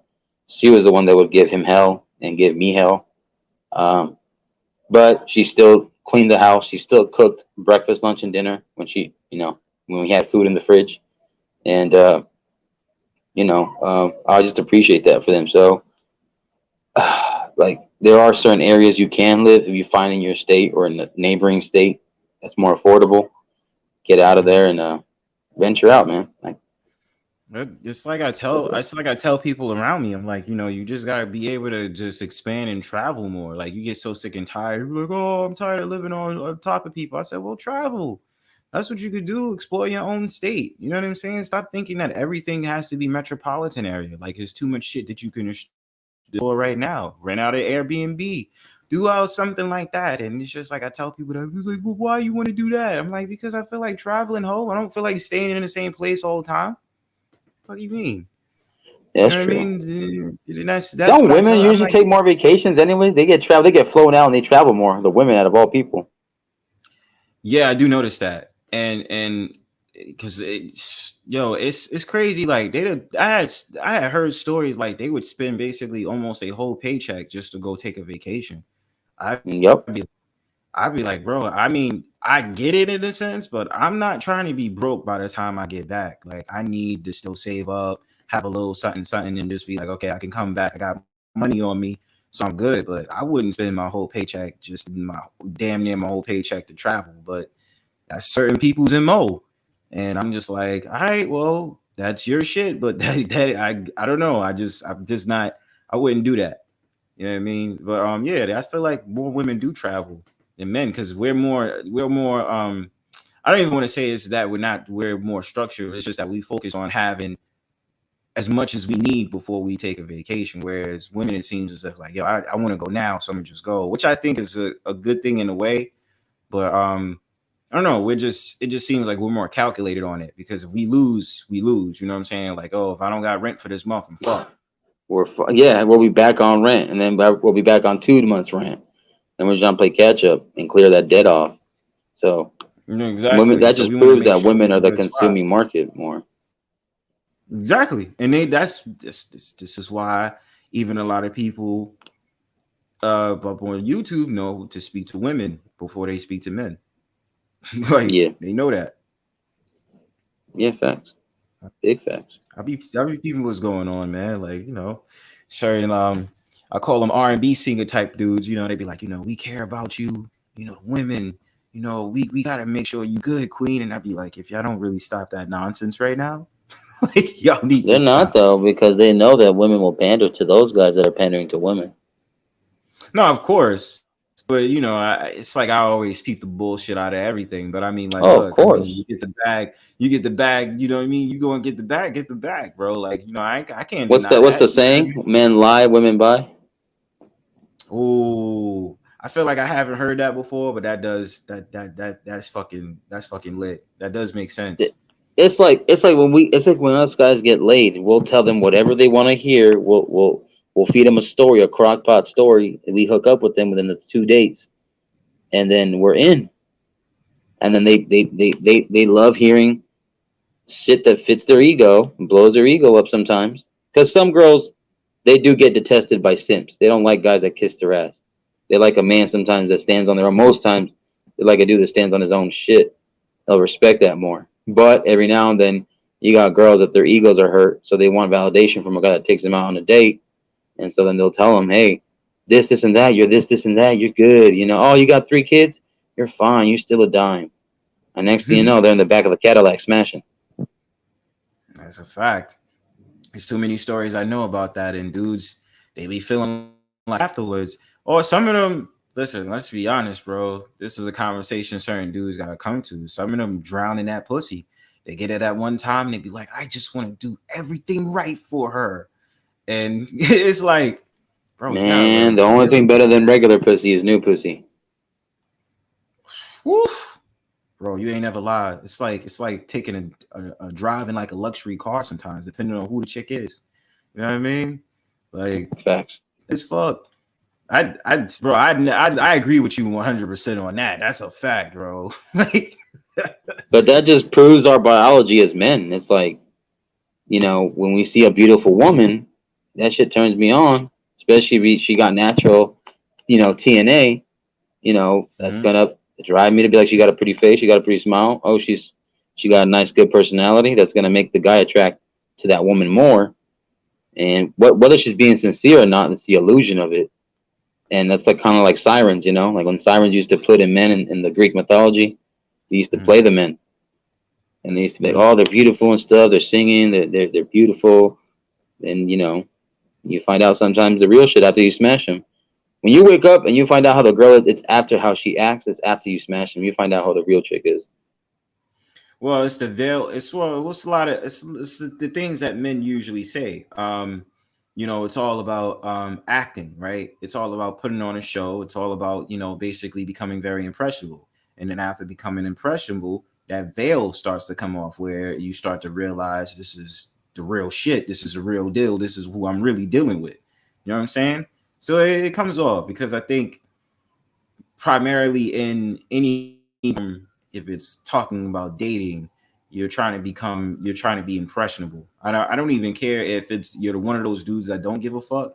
There's still some type of bravado that goes outside of your limit. You know what I'm saying? In which you're trying to be like, yeah, I don't give a fuck, but let me enhance how much I don't give a fuck more because I'm around this shorty. You know what I'm saying? Yeah, I see what you're saying. I feel you. Yeah, that's why I just be like, look, I don't, you know, and especially nowadays, dudes are so eager into getting into that conversation. Like, I got everything.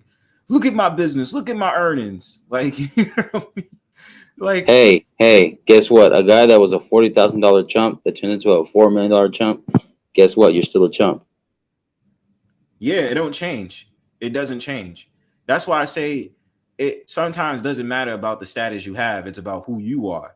You know what I mean? And a lot of people, because we gotta understand, like, a lot of people are not honest with themselves, right? A lot of people are not transparent. They don't want to really say, like, you know, not matter of fact, let me say this. A lot of people are afraid to admit their weaknesses, but they talk about their strengths a lot, to the point it's a facade. Yeah. You know what I'm saying? And a lot of people to that. That's why I say I have no problem saying, yo, I have weaknesses. You know what I'm saying? I try my best not to be like, these are my weaknesses first. Like, you know, I don't want to be a negative Debbie Downer, but, you know, the whole thing that I try to say is like, yo, what makes you really strong as a person is when you can recognize both your strengths and your weaknesses. That's the real shit. You know what I'm saying? Because not too many people want to have that conversation. They want to be like, well, I got it. I'm this, I'm that. Okay, but you're laying by the bedside cold every night. You know what I'm saying? Coming up on YouTube and complaining about life, or, you know, you're outside with your boys and you're sipping beer. You're talking about real shit because you're not happy, yo. Like, be honest with yourself, B. You know what I mean? I look, my thing is honesty is the best policy. That's usually how I am, especially with women. That's just how I roll. You know what I mean? I don't feel like telling a That's chick true. every single thing, but you know, mostly all the time, I'm just transparent. Just like, yo, it's an open door. You can deal with me, you cannot deal with me. That's up to you. Yeah, You know facts. what I mean? The thing is, like women, and I don't want to limit this just to women, just people in general. If you ask to be kept real with you, understand that sometimes the truth will hurt. A lot of times the truth will hurt. Truth sucks, but it's a pill you got to swallow eventually in life, you know. Yeah, So and you be able, like, that's why I try to learn. I try to learn growing up, you know, take criticism. You know what I'm saying? Because criticism is your friend. Because when yeah, it's not your enemy. that's why it's not your enemy. You know what I'm saying? So when, like, I remember even as a child, like doing my homework, right? My parents would be like, "Yo, my mom," like I would write something or something like that. Yo, my mom would just dead ass rip this shit up in front of my face, and I'd be like, "Why'd you do that?" She's like, "This is horrible. Write it again." But it taught me, okay, you got to write better. You know, you got to comprehend better. You got to know what you write, and it made me better into how to write even more because I'm like, okay, cool. You know what I'm saying? So that's why I'm just like that criticism that's needed. You know what I mean? And not too many people have that, especially this culture nowadays. We're going for jabs and disses. But if I'm really telling you the truth about yourself, you start crying, then you start sitting up there saying, "Oh, he's a bully and he's this." And I'm like, no, this is out of tough love, though. You know what I mean? And even I like the fact of the matter, I get that tough love because it's Yeah, but they strengthening. just focus on the tough. They don't focus on the love part. Well, shit. The only thing I can say is you're gonna need that. But that's the problem with today, man. They don't want that. That's why I say I hate. No, let me not say that I hate it. I don't like, and this is controversial. I don't like that schools want to make this whole entire big deal about bullies. I know that sounds controversial, but I would say, I mean, obviously, my thing is bullies not doing fucked up shit like, you know, if it's a boy and he's attracted to this girl, you know, when girls start developing and when they're teenagers, like don't be a dick and obviously, you know, send out news to all your friends and try to expose her. Stuff like that, that's not cool. You know what I'm saying? Exposing chicks and call them a thought, call them a slut and this, that, and the third because they showed you a picture of them in they undies and all that other stuff. That shit is not cool, Yeah, that's right? not. Yeah, That's not the belt. I'm not talking about bullying like that. But I'm talking about bullying in a regular sense, like you got a kid at school, you the scrawny kid or whatever, and you got this big, like, you know what I'm saying, Buffy, or you know, the kid could be your size, but the kid knows your weaknesses, so they use it against you, like, oh, him or her bullying me. Okay, so what you gonna do about it? You gonna keep going around and allowing yourself to get hit in the face by this kid, or you gonna bulk up and punch him in the face one good time? See, that's the thing that we as kids had to learn. Even in high school, I had to learn that shit. You know what I'm saying? And it wasn't that I was bullied. It's just the fact of the matter, yo, people tried to play me as a chump sometimes. I said, I'm not no chump, bro. Like, I will smack the shit out of you. And I would smack the shit out of you. You know what I'm saying? To tell you I'm not about no bullshit. But the reason why it's important because there's a symbolism in it. Why is it a symbolism in it? Because it's teaching you that something or someone comes at you in a way where it's knocking you down, pull yourself by the bootstraps and say, I'm not tolerating this shit. I'm going to go for mine. That's what you support. That's the symbolism about bullying. That's all interactions. That's what it's supposed to be. Because we have it's people in it's this. kind of like when people start roasting each other. You gotta learn to be a better roaster. That's it. Yeah, you gotta learn. You gotta Adapt to the learn. environment. Yeah, you gotta adapt. You look, listen, you going diss on me, I'm gonna diss on you back. You talk about my mama, I'm gonna talk about your mama. You know what I'm saying? That's what you gotta do. And I mean, maybe you've seen me, maybe you haven't seen me before, even on panels. I be on certain panels and dudes just want to come at me sideways. I'll be like, okay, I'm gonna roast the fuck out of you. Like, I'm like, oh, you think you're gonna try to yell at me because you got a big mic? That don't mean shit. I'm gonna come at you full throttle. You know what I mean? It teaches you that, and that's what I think the society is missing. Like they are not teaching these kids. You gotta bulk up. You need those bullies in your life. It'll be a memory. You'll laugh at it. When you grow up to get into a certain age, you start thinking, be like, yo, I remember It such could and such. also breed. It could breed you to have thick skin too. Yes. absolutely to have thick skin, which is something I firmly believe in. You know what I'm saying? Sometimes I think a lot of times you got to have that thick skin. You know what I'm saying? And certain people are not built for it. You know what I mean? They just can't handle it. And it's like, it is what it is, but don't try to create a whole entire group like, we need to take that person down because they said this. It's like, nah, be like, nah, bro, you gotta take That's why certain people that are locked up right now, they didn't have that thick skin. Not everybody in there, but certain people did, you know. They didn't have that thick skin, so they took it overboard, and you know, their actions caused them to get into prison, in my opinion. That's what I think. 100%. You know what I'm saying? So that's what happened. And I mean, even look at police officers or certain people that join organizations that have to deal with authority. Some of that can come from childhood trauma because they never really stood up to their bully. So they're taking that aggression and applying it to their occupation. Yep, that's true. I met a couple of them when I was in the military, and then a couple of them who, you know, but just because they were older or bigger, they thought they could do whatever they want and say whatever they want. So, no, I don't work that way, and then there's consequences for it because some people will humble you, you know, and there's always going to be a bigger, badder threat than you. You know what I'm saying? Of course. I mean, I remember in high school, there was a particular kid that didn't like me and my friend. He didn't like my friend first, and then he didn't like me because, you know, he was an inspiring, like, you know, military dude. He wanted to get into the military. You know, he had his clan, I had my clan, and, you know, we was throwing darts at each other like, oh, you a bitch. Nah, you a bitch. And the thing about it is like, you know, dude felt as if like the pressure that he got from school, it seems like he applied it to the army.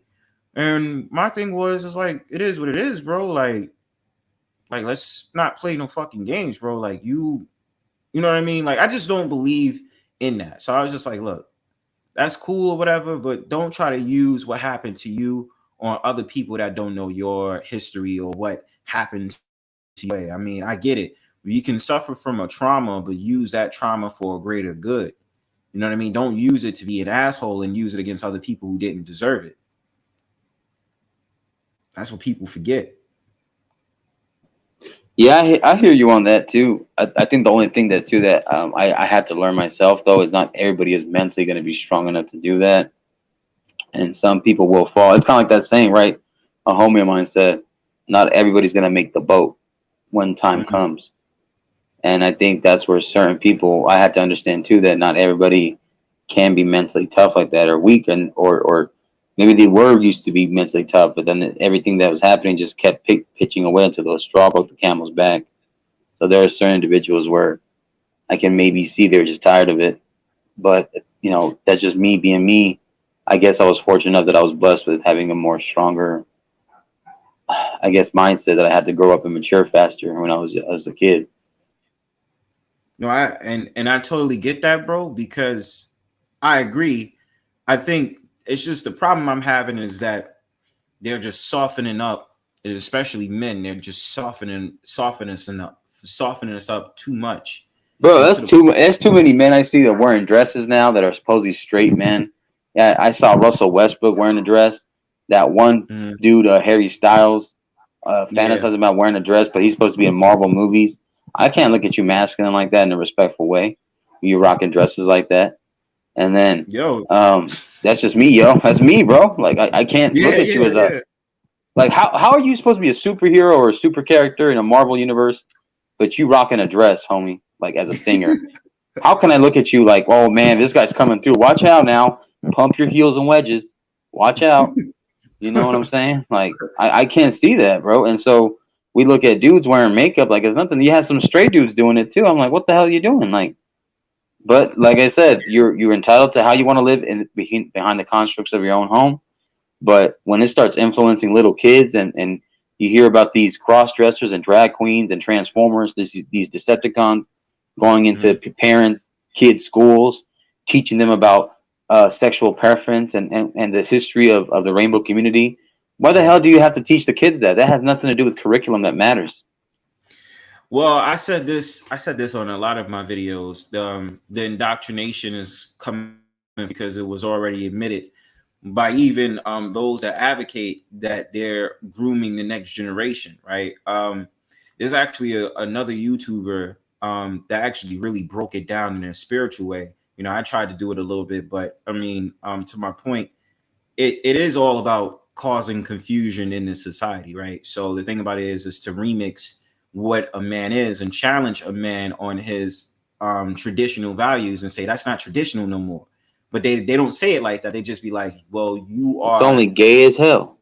now it's toxic masculinity, or it's you're being biased, or you're being this, you're a cisgender for what you say and all this shit. And then with the women, it's like there's nothing wrong with being on the man.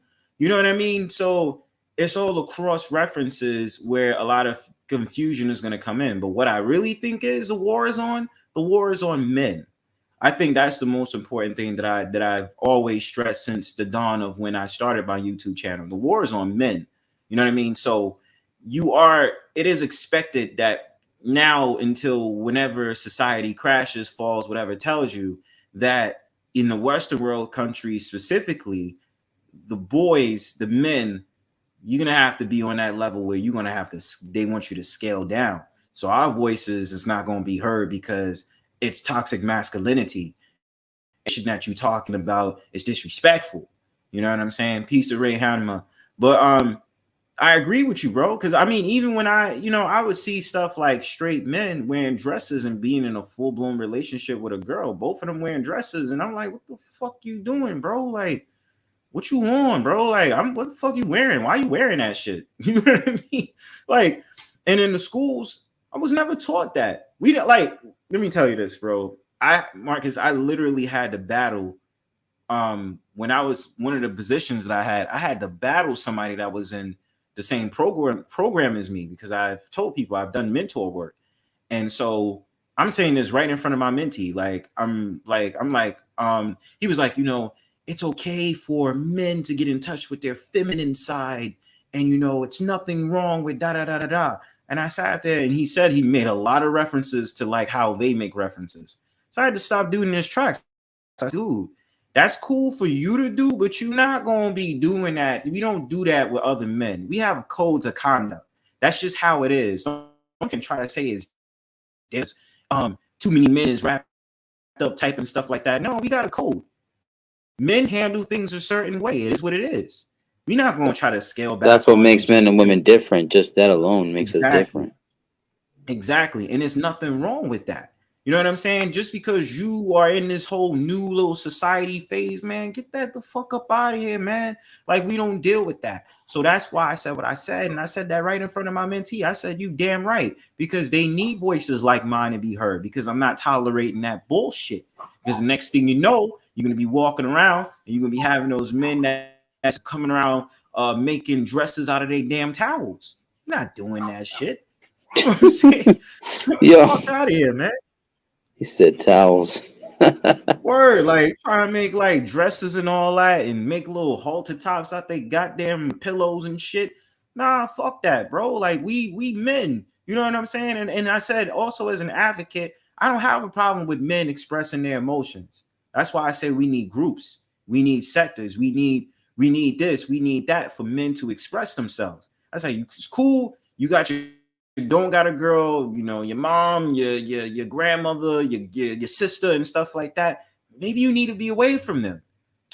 Be around some men, you know what I'm saying, that might be going the same be around the same shit you going through, and let's converse, bro, because we need that. You know what I'm saying? And there's nothing wrong with that. But how they're teaching in this society is get in touch with your feminine side, which means start wearing nail polish, start wearing halter tops and all this weirdo shit. And that's what don't be afraid to tap into yourself and be a weird, what they call now, all these random sexualities. That be a survivor, be a hero, gynosexual and all this shit. And I'm like, bro, you got an Adam's apple. Like, it's like, yo, you got a 5 o'clock shadow like Homer Simpson. Yeah, you know what I mean? You got a whole 5 o'clock shadow, bro. Like, what we doing here, man? You got an Adam's apple. Yeah, when they try to talk to you, they be like, yeah, man, what's up? But yo, check this out though. You got the dudes that have full-on beards and they dress just like them. You know what I mean? They got the whole entire James Oh, Harden, that's just bro. like that. You remember that guy Matt Walsh when he was on Dr. Phil? He was talking to some dude with the Yeah. beard, but he had his face like he had his hair like a girl, and he dressed like a girl. But then he sat up there and said that they were sitting up there saying he's non-binary or some shit. You know what I say? GTFOH, man. GTFOH. Yeah, fuck out of here, man. And sitting up there, and I think the other one wasn't that a trans man that he was sitting next to? Yeah, the trans supposedly person. Like that's two of them. I think he was like sitting next to two or three. Yeah, bro. Like that's what I mean. Like, and then that's when he was after that. I like Matt Walsh because Matt Walsh came out with that documentary called "What Is a Woman."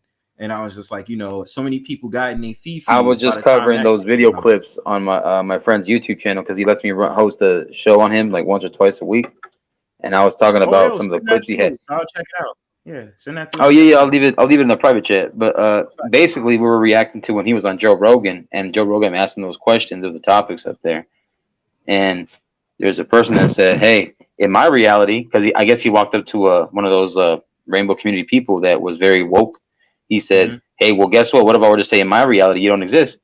The person's like, "Yeah, I don't exist in your reality," and that doesn't make any sense, and it's a fallacy. You know what I'm saying? Mm-hmm.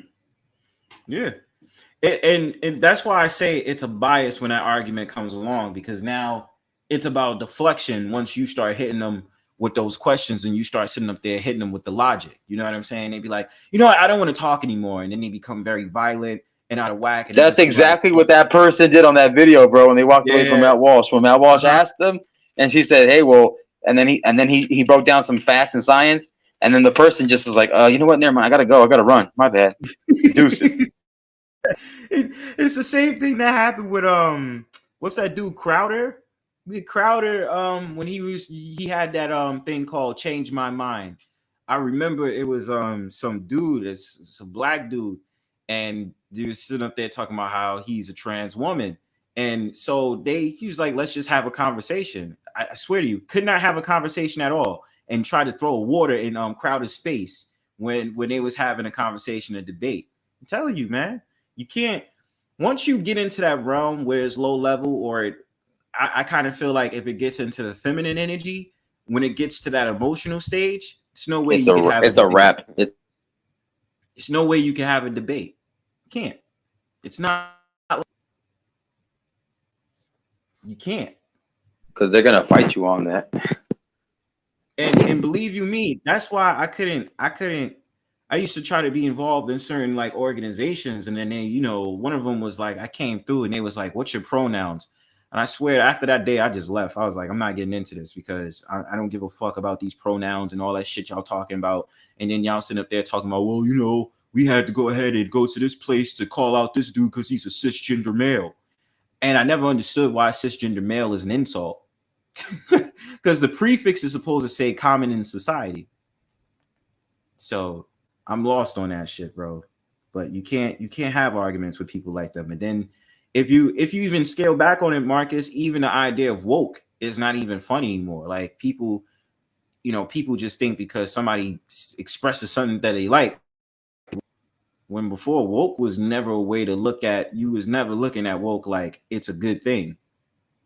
Same thing calling someone a conspiracy theorist is the same thing. So there's like two terms, right? If you can either be a conspiracy theorist or you can be a critical thinker. I think that's how they try to. But they don't give more like respect. That. Yeah, they give it more as a conspiracy theorist instead of a critical thinker, and they'll try to shame you that way. Well, I've never heard anyone try to go off the idea. Peace to April Showers. I've never heard anyone try to go off the idea of a critical thinker, because that would be positive, right? But conspiracy theorists, you hear that every day, right? What I mean though is when a person tries to call you a conspiracy theorist, they say in a certain tone is to basically insult your intelligence. Of course,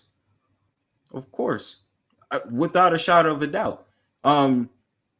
With being called a conspiracy theorist is because of the fact of the matter, you think for yourself. See, that's why and this is why it got into like, you know, certain people try to get into the whole entire Matrix reference, red pill, blue pill.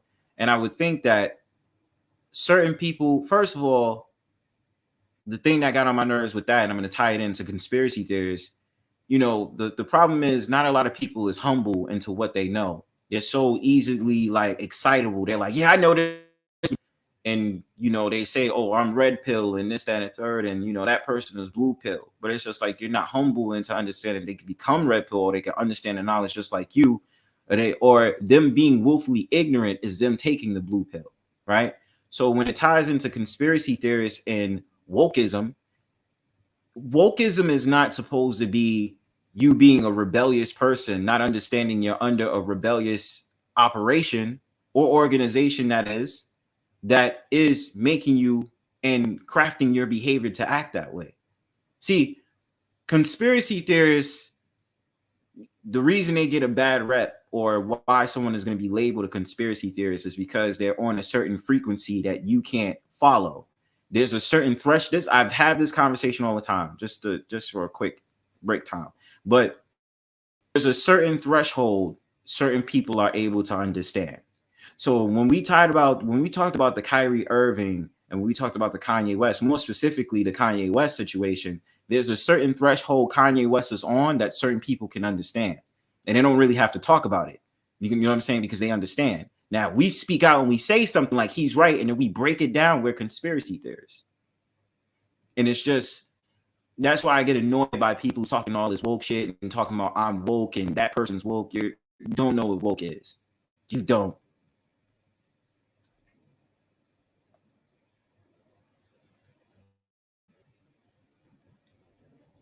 You there, man? Oh, you good? Oh, my fault. Y'all can hear me? Marcus, you Yeah, I can hear you. My bad. I kind of lost service a little bit. My bad.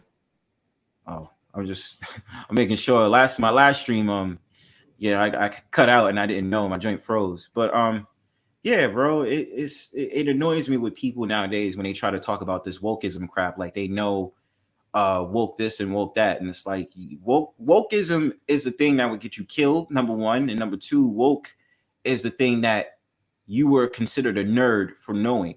Now to popularize being like, no, it's a different ball game now. It just requires you walking around with a Black Lives Matter flag or wearing some weird ass hair color to prove that, you know, you're down with everybody and everybody should love each other type shit.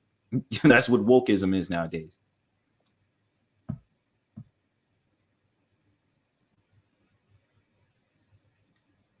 Yeah. Hold on. Again, peace to April Showers, peace to Ray Hanma in the chat. I mean, yeah, my fault. I got like more minutes. So, yeah, bro, it's crazy how things is going is nowadays, man. The days of people being sensical and logical, and then them able to have a voice is, I think, pretty gone now. But I think the only way it can come back is if something, I don't want to jinx it, but if something like knock on wood or some other shit that blows up makes it terrible, that worst that happens, then somehow it'll find its way back to normality. I think that's the only way it'll happen. Let me challenge you on that. Dig a little deep on that. So let's give me a scenario in which you think it might be able to resurface. I think if we lose the internet, I think if somehow fossil fuels are diminished, because the world runs on fossil fuels, and then the resources for having an internet, we could lose the internet tomorrow, and people are gonna really have to be okay with that. But because people are used to social media, being on the internet, us ourselves right now on YouTube, I mean, I could be okay without it, but at the same time, like, man, it would suck because it's like, oh, I can't talk or reach some of y'all. I have some people's numbers that I met in these YouTube StreamYard streets, but it would still be different. It would still be a lacking. If social media were to shut down, imagine the people that live off that, they'll go crazy. And, you know, and then, YouTube and social media and other stuff, other platforms are used as a way of social networking, business, profit, and resources, and exchange of resources and stuff and goods and market value. I think if we lose certain things like that, energy grids, people will go crazy. Think about it. If a town loses power, loses food, loses water in 3 days, imagine how that town looks after trying to fight each other to survive. Dust Bowl. Mm-hmm. And 3 days, maybe 2. that's true. I totally agree. And the thing about it is, also, if you lose all that, people's livelihoods could be lost off of this. You know what I mean? It's unfortunate, you know what I mean? But yeah, people's livelihoods could be lost off of this. So it's a lot of ways to factor in that picture. I mean, it's just weird now because, you know, I'm just, because when you said that, I had to really think about how crazy it is today, right? Because everything is the web. Mostly everything is the web. Like I've said that it's pretty much shut down socialization as well, right? So the thing about it is that we're moving into the gig economy. You know what I mean? A lot of jobs that I've worked required me having a phone, right? So I had to do the task. But what if that internet went out back then? How would I be making money? You know what I mean? I would have to find out other ways on making money and being able to do what I have to do. You know what I mean? So it's a lot to think. It made me just think just now, like, yo, how crazy would that be if it's just a straight out, just, you know what I'm saying? Like, how you going to be able to do what you can do without that now? You know what I'm saying? And shit is crazy. It's true. Hey, man. Like I said, supposedly people were saying that this is the wave of the future because some people think that, like, futuristically, how the world will look after is like either Blade Runner or maybe if a nuclear holocaust happens, it'll be like Mad Max. Mm-hmm. Maybe some like Fallout video game type stuff, or who knows? I mean, like that game. I don't know if you played a game called Days Gone. No. It's a pretty good game. I don't game that much, but when I do, sometimes I'll buy certain like open world games or something like that, or adventure games. Mm-hmm. But Days Gone is basically like post apocalyptic. It's not so much about the people that are infected. It's about the people, the ones that are alive and what they do. Kind of like that show, The Walking Dead. You find out what humanity, the person really is when they have to do what they have to do to survive. You'll find out real colors real soon. And that's crazy. It's crazy. Because I see a lot of the times they have those the game that I see frequently is Cyberpunk 2077. I see that game too many times, and it's like this like gameplay of like the future, which is crazy to me. And I'm just like, it's just fucking weird. I mean, look, I get that there's gonna be all these technological advances, but it's not gonna be as fast as a lot of people make it seem. Like I know right now, like, you know, they want to convert electricity, and I'm like, it's gonna take time. You know what I mean? Like I've already seen failed projects from like electricity startups that they did and it didn't work. So future's crazy, bro. But it's just like I think a lot of people, and especially men, you still have to have that survivalist mentality. You still have to know the essential things on what to do when shit hits the fan, right? Even if that means you know how to do a fire, and a lot of things that's missing, that people don't know how to swim, or people don't know how it's like to be in a camp setting. They've never been in nature. So they don't know the first thing of what it's gonna be like in case you gotta go trekking away on a trail and stuff like that. They don't know. Well, and luckily I've been fortunate enough to have memories like that. But to certain people, they've never understood that. They never dealt with that. So yeah, I mean, think about it. Like people don't know how to pitch a tent. People don't know how to hunt. People don't know how to make a certain raft or a dam or a creek to make water flood. Aqueducts, because I was fortunate enough to, like, hey, when I had to be out in the field, or even before when I was young, when my uncle worked in a ranch, they were able to cover a place to live for him and cover most of the bills. And he would just have to do like in exchange labor and then pay him as well for his services working on the ranch with the cattle and like livestock and poultry and vegetation and stuff. And some people don't even know how to do certain things like, plant vegetables, plant crops, plant fruit, like take care of it, be a botanist, Yeah, and I want to say as well with that it's more like that when you live in a city, because this is a bad thing. I was like, I am gonna buy plants sometime soon or something like that, because I want to also have plants in the house. But yeah, or even you can even start off. I think a lot of people don't realize the resources you can have when you can start off small, right? So for instance, like yeah, you can take classes on gardening. You know what I mean? Doing something like that, so those essentials. You know what I mean? And a lot of people don't realize a lot of these public parks offer that.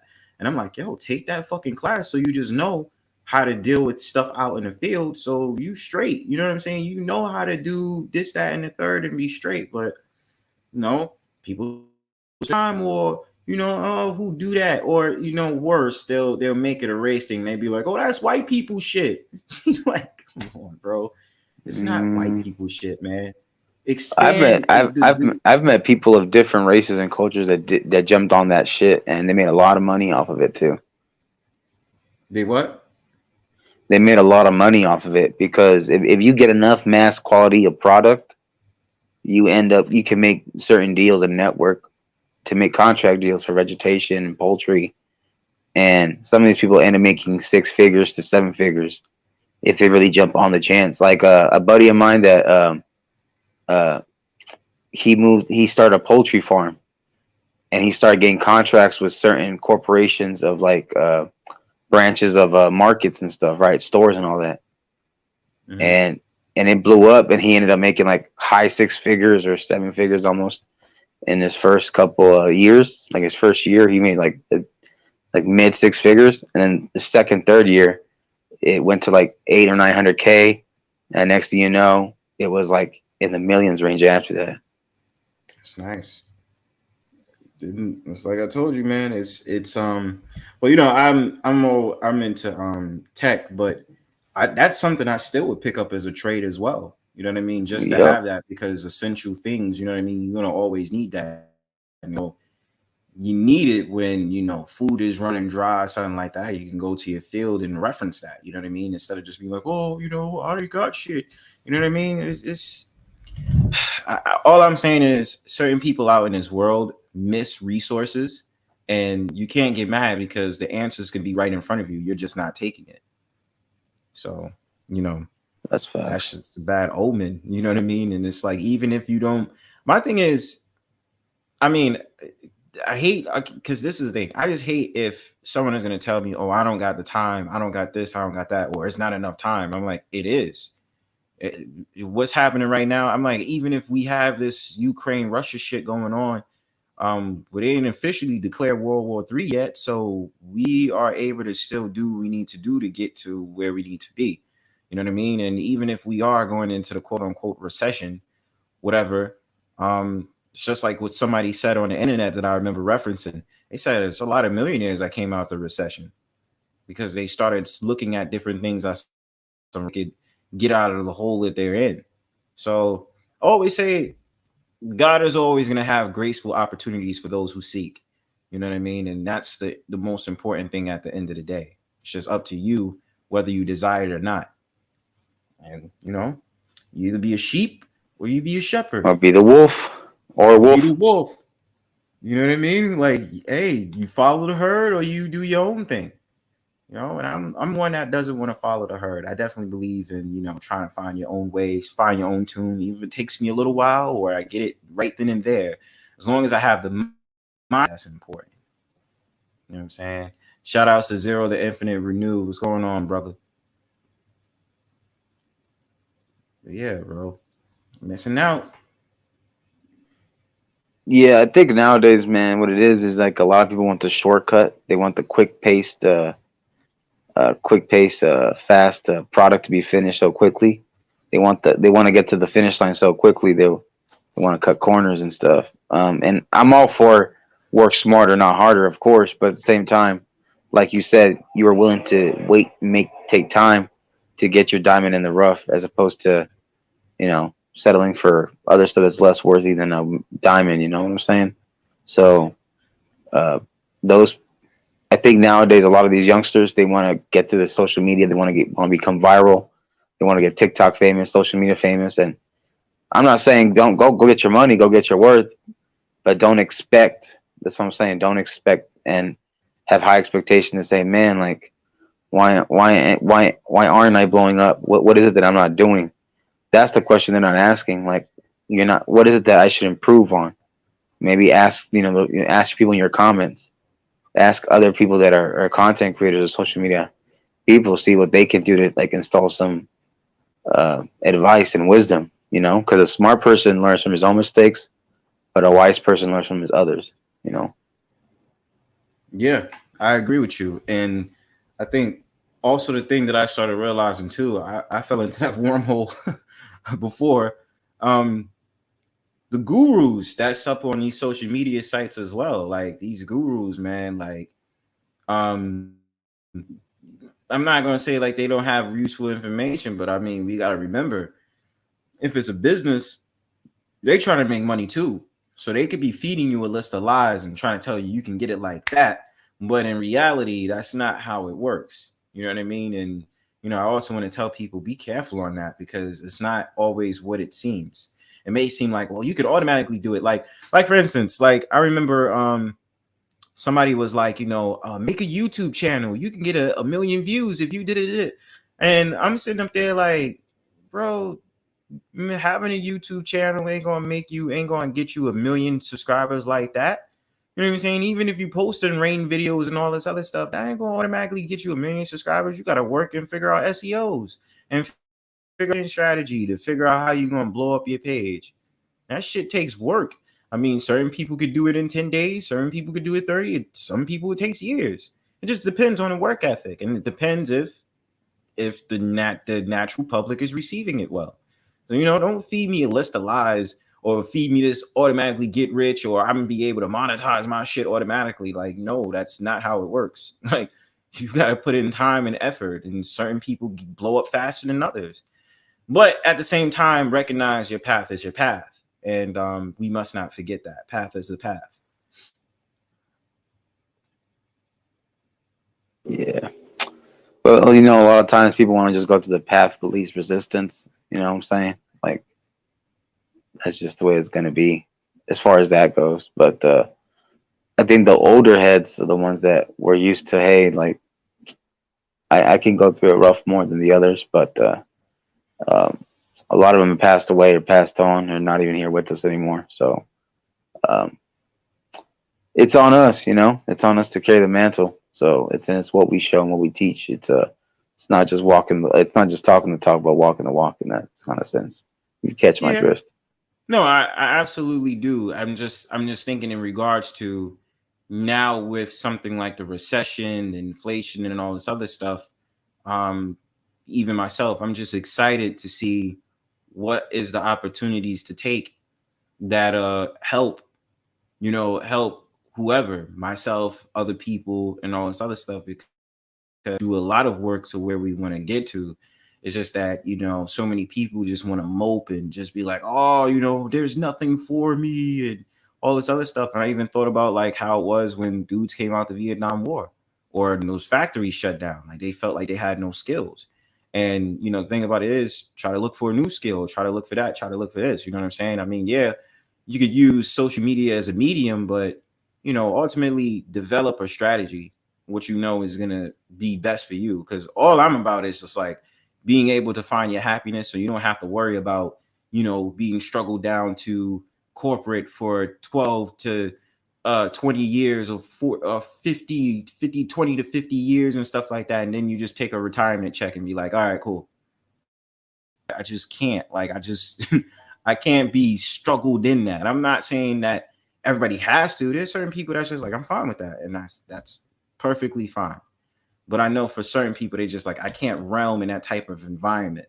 So I'm just looking at the recession now, like, okay, what is the game plan? What could you do? You know what I mean? If crypto is at the disposal, let's use crypto, or like, whatever else is there. And I mean, like, obviously, again, we're in the age of information. So the books is out there, the courses is out there. What do you utilize, basically, at the end of the day?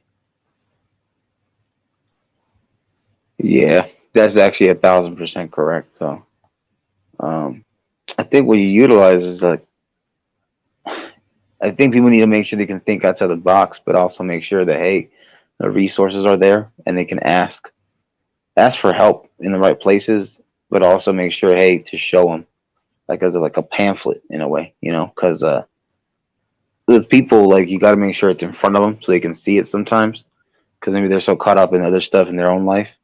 Mm-hmm. But like for example, right, when you go to a certain job and you become full time, there are certain benefits that your job won't let you know, but you got to ask for it. But you got to hear it through word of mouth, I heard about that. Mm-hmm. So like for example, like 401k, right? Instead of 401k, there's like another thing called 401h. Okay. And that's more beneficial depending on what you're looking for. But they won't let you know. You have to ask for it. So, like, for example, in insurance policies, certain things, when you get in an accident or something like that, or you find a way to get more money, it's kind of like a car accident. When your health insurance finds out you've been in an accident, one of the things they ask you is, did you quickly go to medical? Did you go to the ER? Did an ambulance show up? In order for you to get even more money, to make it look more like you can sell it more, mm-hmm. You got to get in that ambulance. You got to go to the ER, get that medical chip, get proof of documentation, because it's a difference between making some money to making more money in your insurance check return. Things like that. That's interesting. So when you get in, all right, so if you get into ambulance,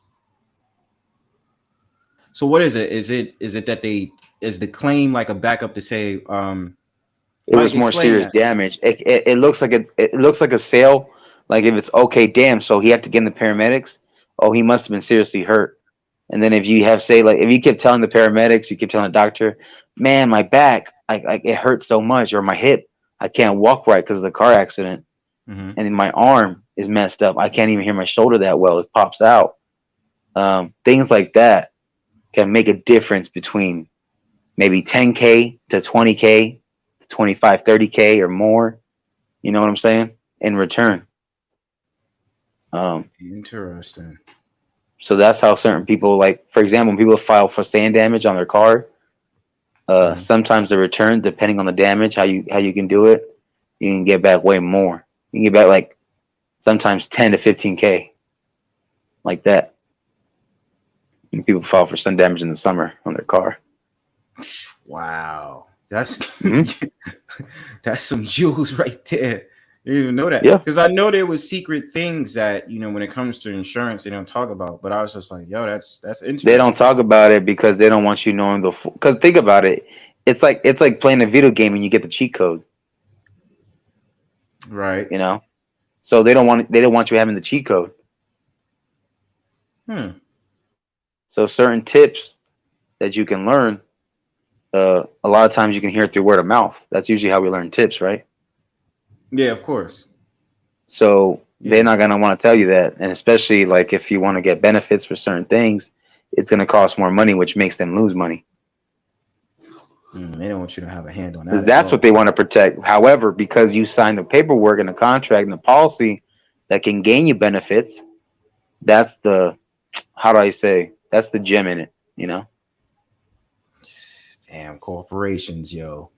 Corporations. Mm-hmm. Yep. That's interesting. Because I remember when I got in a car accident, I didn't have full coverage. I also didn't have the least one. I had the one in the middle. And it's kind of like it's like above liability, but it's still below full coverage. It's in the middle spectrum.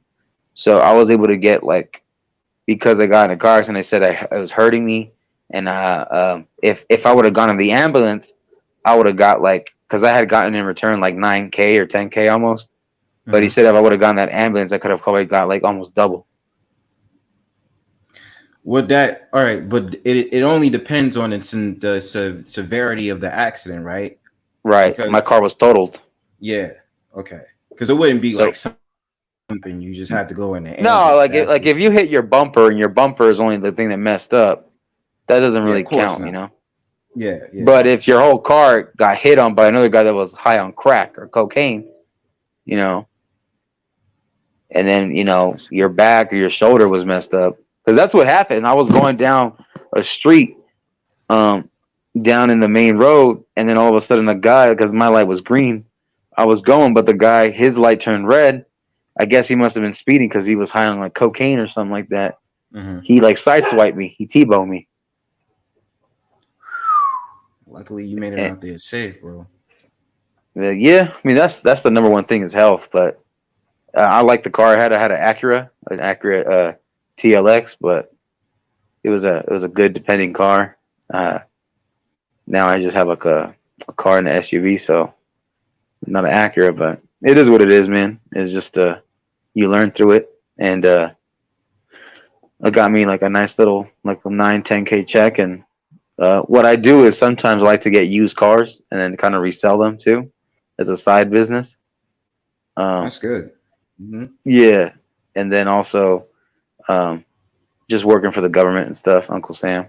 That's always a good job to have. But I always recommend it if we're work and still have a supplemental income. You know what I mean? I don't, especially living in New York. It's like you got to have like a side hustle. You know what I you got to mean? have like three ways of income. I think that always helps. 3 or 4. Yeah, 3 or 4. You know what I'm saying? To hold yourself down and just have the other stuff on board. I always believe in that.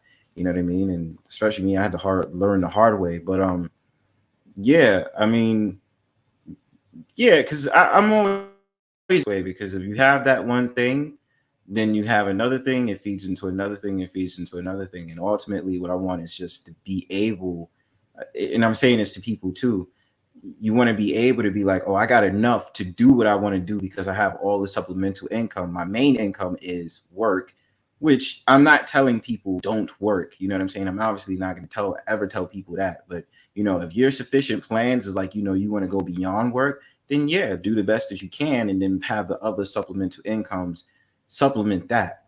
You know what I mean? I think that's very important. But yeah, I mean, I know about the insurance. It's just I talk to certain people, they just get into shitty jobs. And with those shitty jobs, they definitely don't want to tell you anything and they want to just be able to, all that other stuff. So that's just Yeah. the side of itself. A lot of times though, we all learn through trial and error. A lot of times. Yeah. Yeah, absolutely. That's the way it's supposed to be though. Because how else you supposed to learn about a success through failure? You know what I mean? You have to learn fail. I mean, certain people could be success at one time, but usually a lot of the stories of those out there that people look up to, they had failures. They had to be like, well, I come from this unfortunate condition, or I had to deal with this unfortunately, but I kept on going on until I got to where I wanted to. And then, also That the pain, universe man. too. That pain, man, is what helps because the pain will push you through it. It'll test your strength of character. That pain.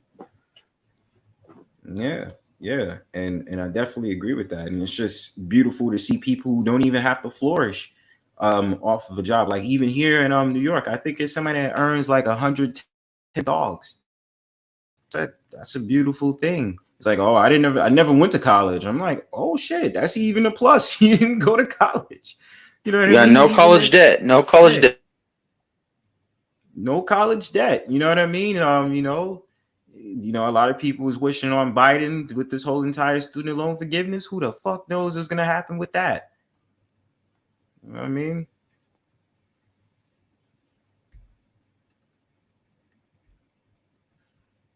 Are you there? You went out? You cut out again? No, I hear you. My bad. I was Oh, just okay, okay. had some water running. But yeah, when it comes to like that kind of stuff, man, like there's like a motivational video. I don't know if you used to ever watch those kind of things to like get your From ass time to up. time I And watch. there's a guy named Eric Church. I don't know if you watch him. It's called "How Bad Do You Want to Succeed?" or "How Bad Do You Want Success?" And some people sometimes you got to give up sleep. You got to get up. You got to give up wanting to eat. Sometimes you got to give up wanting to do things like party. You got to give up certain bad or habits that will stray you away from focusing on what you got to do to take care of things. And um, he says you gotta wanna succeed as much as you want to breathe. As Yeah, I've much as heard you that care about before. breathing, you gotta want to succeed. Like you're already hurt, you're already in pain. Get a reward from all this shit so you can succeed in life. True. I well, you know, I definitely believe in that, and I think that the most important thing is motivation. That's what I'll say. But yeah, man, I'm about to hop off soon. Send me the channel in the private chat now so I can get it.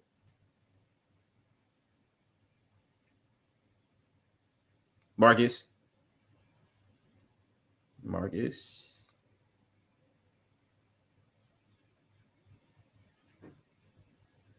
You. All right, cool, My bad. man. I was typing. I was typing in the back. My bad. I heard you. Oh yeah, I was like, yo, you know what I mean? No, I heard you though. I'm a Have you hop. always been? Have you always been in New York though? That's all. It's usually the place you've been at. Yeah, yeah, my whole life. Yeah, I've traveled out a couple of places, but yeah, my home has been New York. You know what I mean? What part of So New York yeah. are you from? If you don't mind me asking.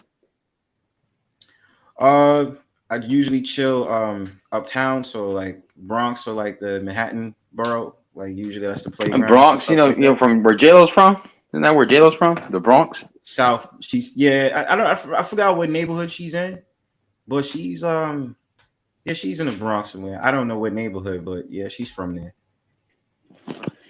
All right, man. Well, man, I appreciate you letting me up on your panel, bro. I know I've seen you in the chat before, and maybe you've seen me in the panels, but I wanted to come by and show you some support, have some It conversation, looks, and man. Yeah, I for like sure. Come you're through real to chill, the. bro. You're actually really chill, laid back host, bro. So I appreciate you on that. Yeah, no problem, bro. This is great. I just appreciate you showing up. You know what I mean? But of course, bro, come to the next one. Come to the other ones, bro. It's like this. I'm doing this for like a year and some change now, so I'm just excited, bro. But yeah, keep on coming through, bro. Support. You Y'all know, heard him. support your joint. Y'all heard this guy. Hit the link, like, share, subscribe, leave a comment, hit a cash app, support Bronzebird. I've seen him All right. throughout these YouTube streets, but I appreciate you, man. Be safe out there. Take care, you and your loved ones. Remember, every day is a new day, so you're blessed to have one. So peace That's out, y'all. right. All right, man. Take care, bro. Peace. All right. Well, you guys, this has been another successful Brownstone Powwow 100th Brownstone Powwow. Shout outs to the boy Marcus. Make sure you you know what I'm saying? My fault. Shout outs to the dude Marcus for coming up on a panel tonight. I'm so happy that you know, I'm gonna keep doing these panels and stuff like that, keep going with the whole entire thing. Just excited as shit. You know what I mean? But before I get out of here, you know what I like to do before I get up out of here? I like to play music, keep it to one song tonight so we can keep the celebration short. But you know, thank you to those who listened. Thank you to those that was cloud watching. Appreciate everyone that came through. Appreciate everyone who's came on previous powwows. I appreciate everybody who just came through, stopped through, whatever. You know what I'm saying? So before I get up out of here, you know what I like to do? Like I told you before, I'm gonna play a song and then I'm gonna get up on out of here. You heard? So let me get this tuned up real quick before I go. Before I say this has been Wakefield the Return. I'm celebrating the 100th installment of the Brownstone Powwow. Next week, we're going to be on 101st, and we're going to go 102nd, 103rd, 105th, 150th. You know what I'm saying? We'll be out here. So, like I said, let me cue up my music before I go. Otherwise than that,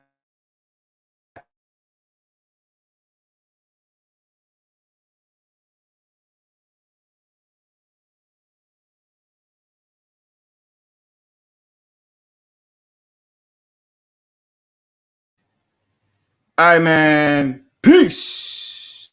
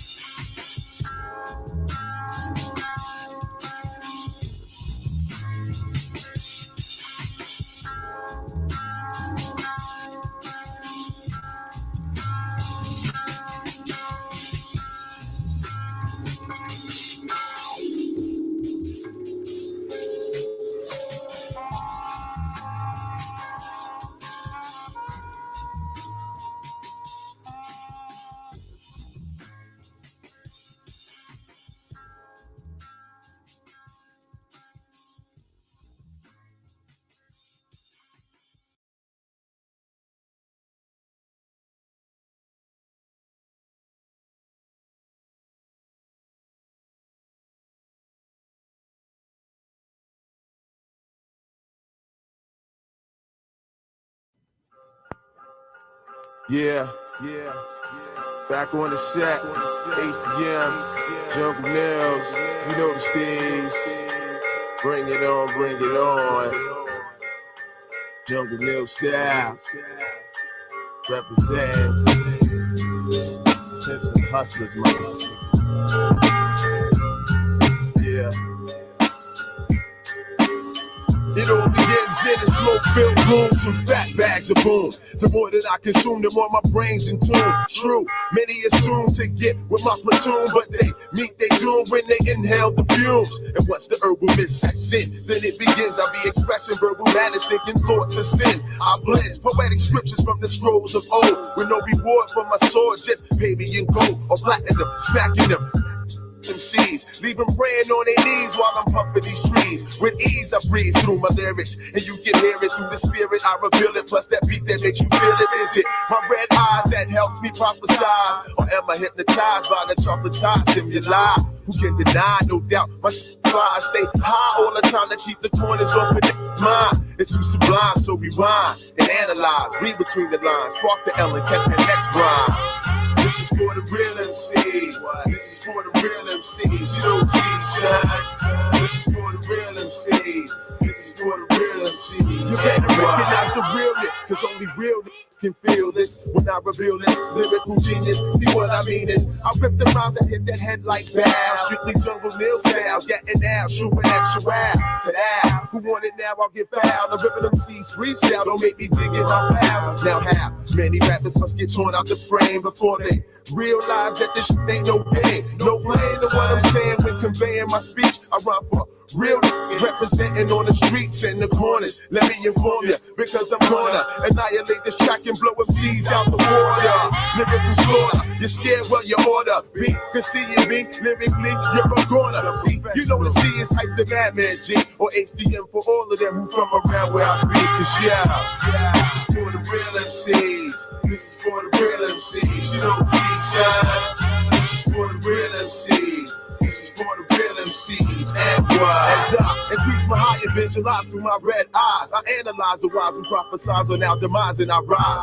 Recognize, sort the truth from the lies, cause I despise them feeble minds that can't with my lines. Through the theory that's divine, I'm ahead of my time, cause I design the kind of rhymes that should be saving like mine. A dime of that exotic makes me wanna get neurotic. The stage, the battlefield, and whack them seeds, they are my target. Spark it, soon as the darkest, it's HDMO.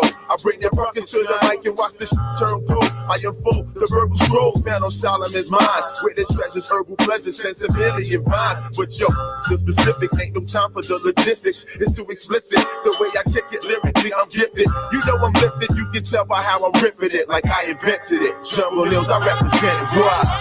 This is for the real MCs. This is for the real MCs. You know G-Shine. This is for the real MCs. This is for the real MCs. And why? One time for your mind. HDM on the set. The professional, no question, no doubt. Jungle Mills, we keep it real. Double J, you in my heart, baby Paul. L.I., one time for your mind. Big Gunn, Sugar Shack, where you at, baby Paul? One time for your mind, and it don't stop. Keep it real. What the deal, baby?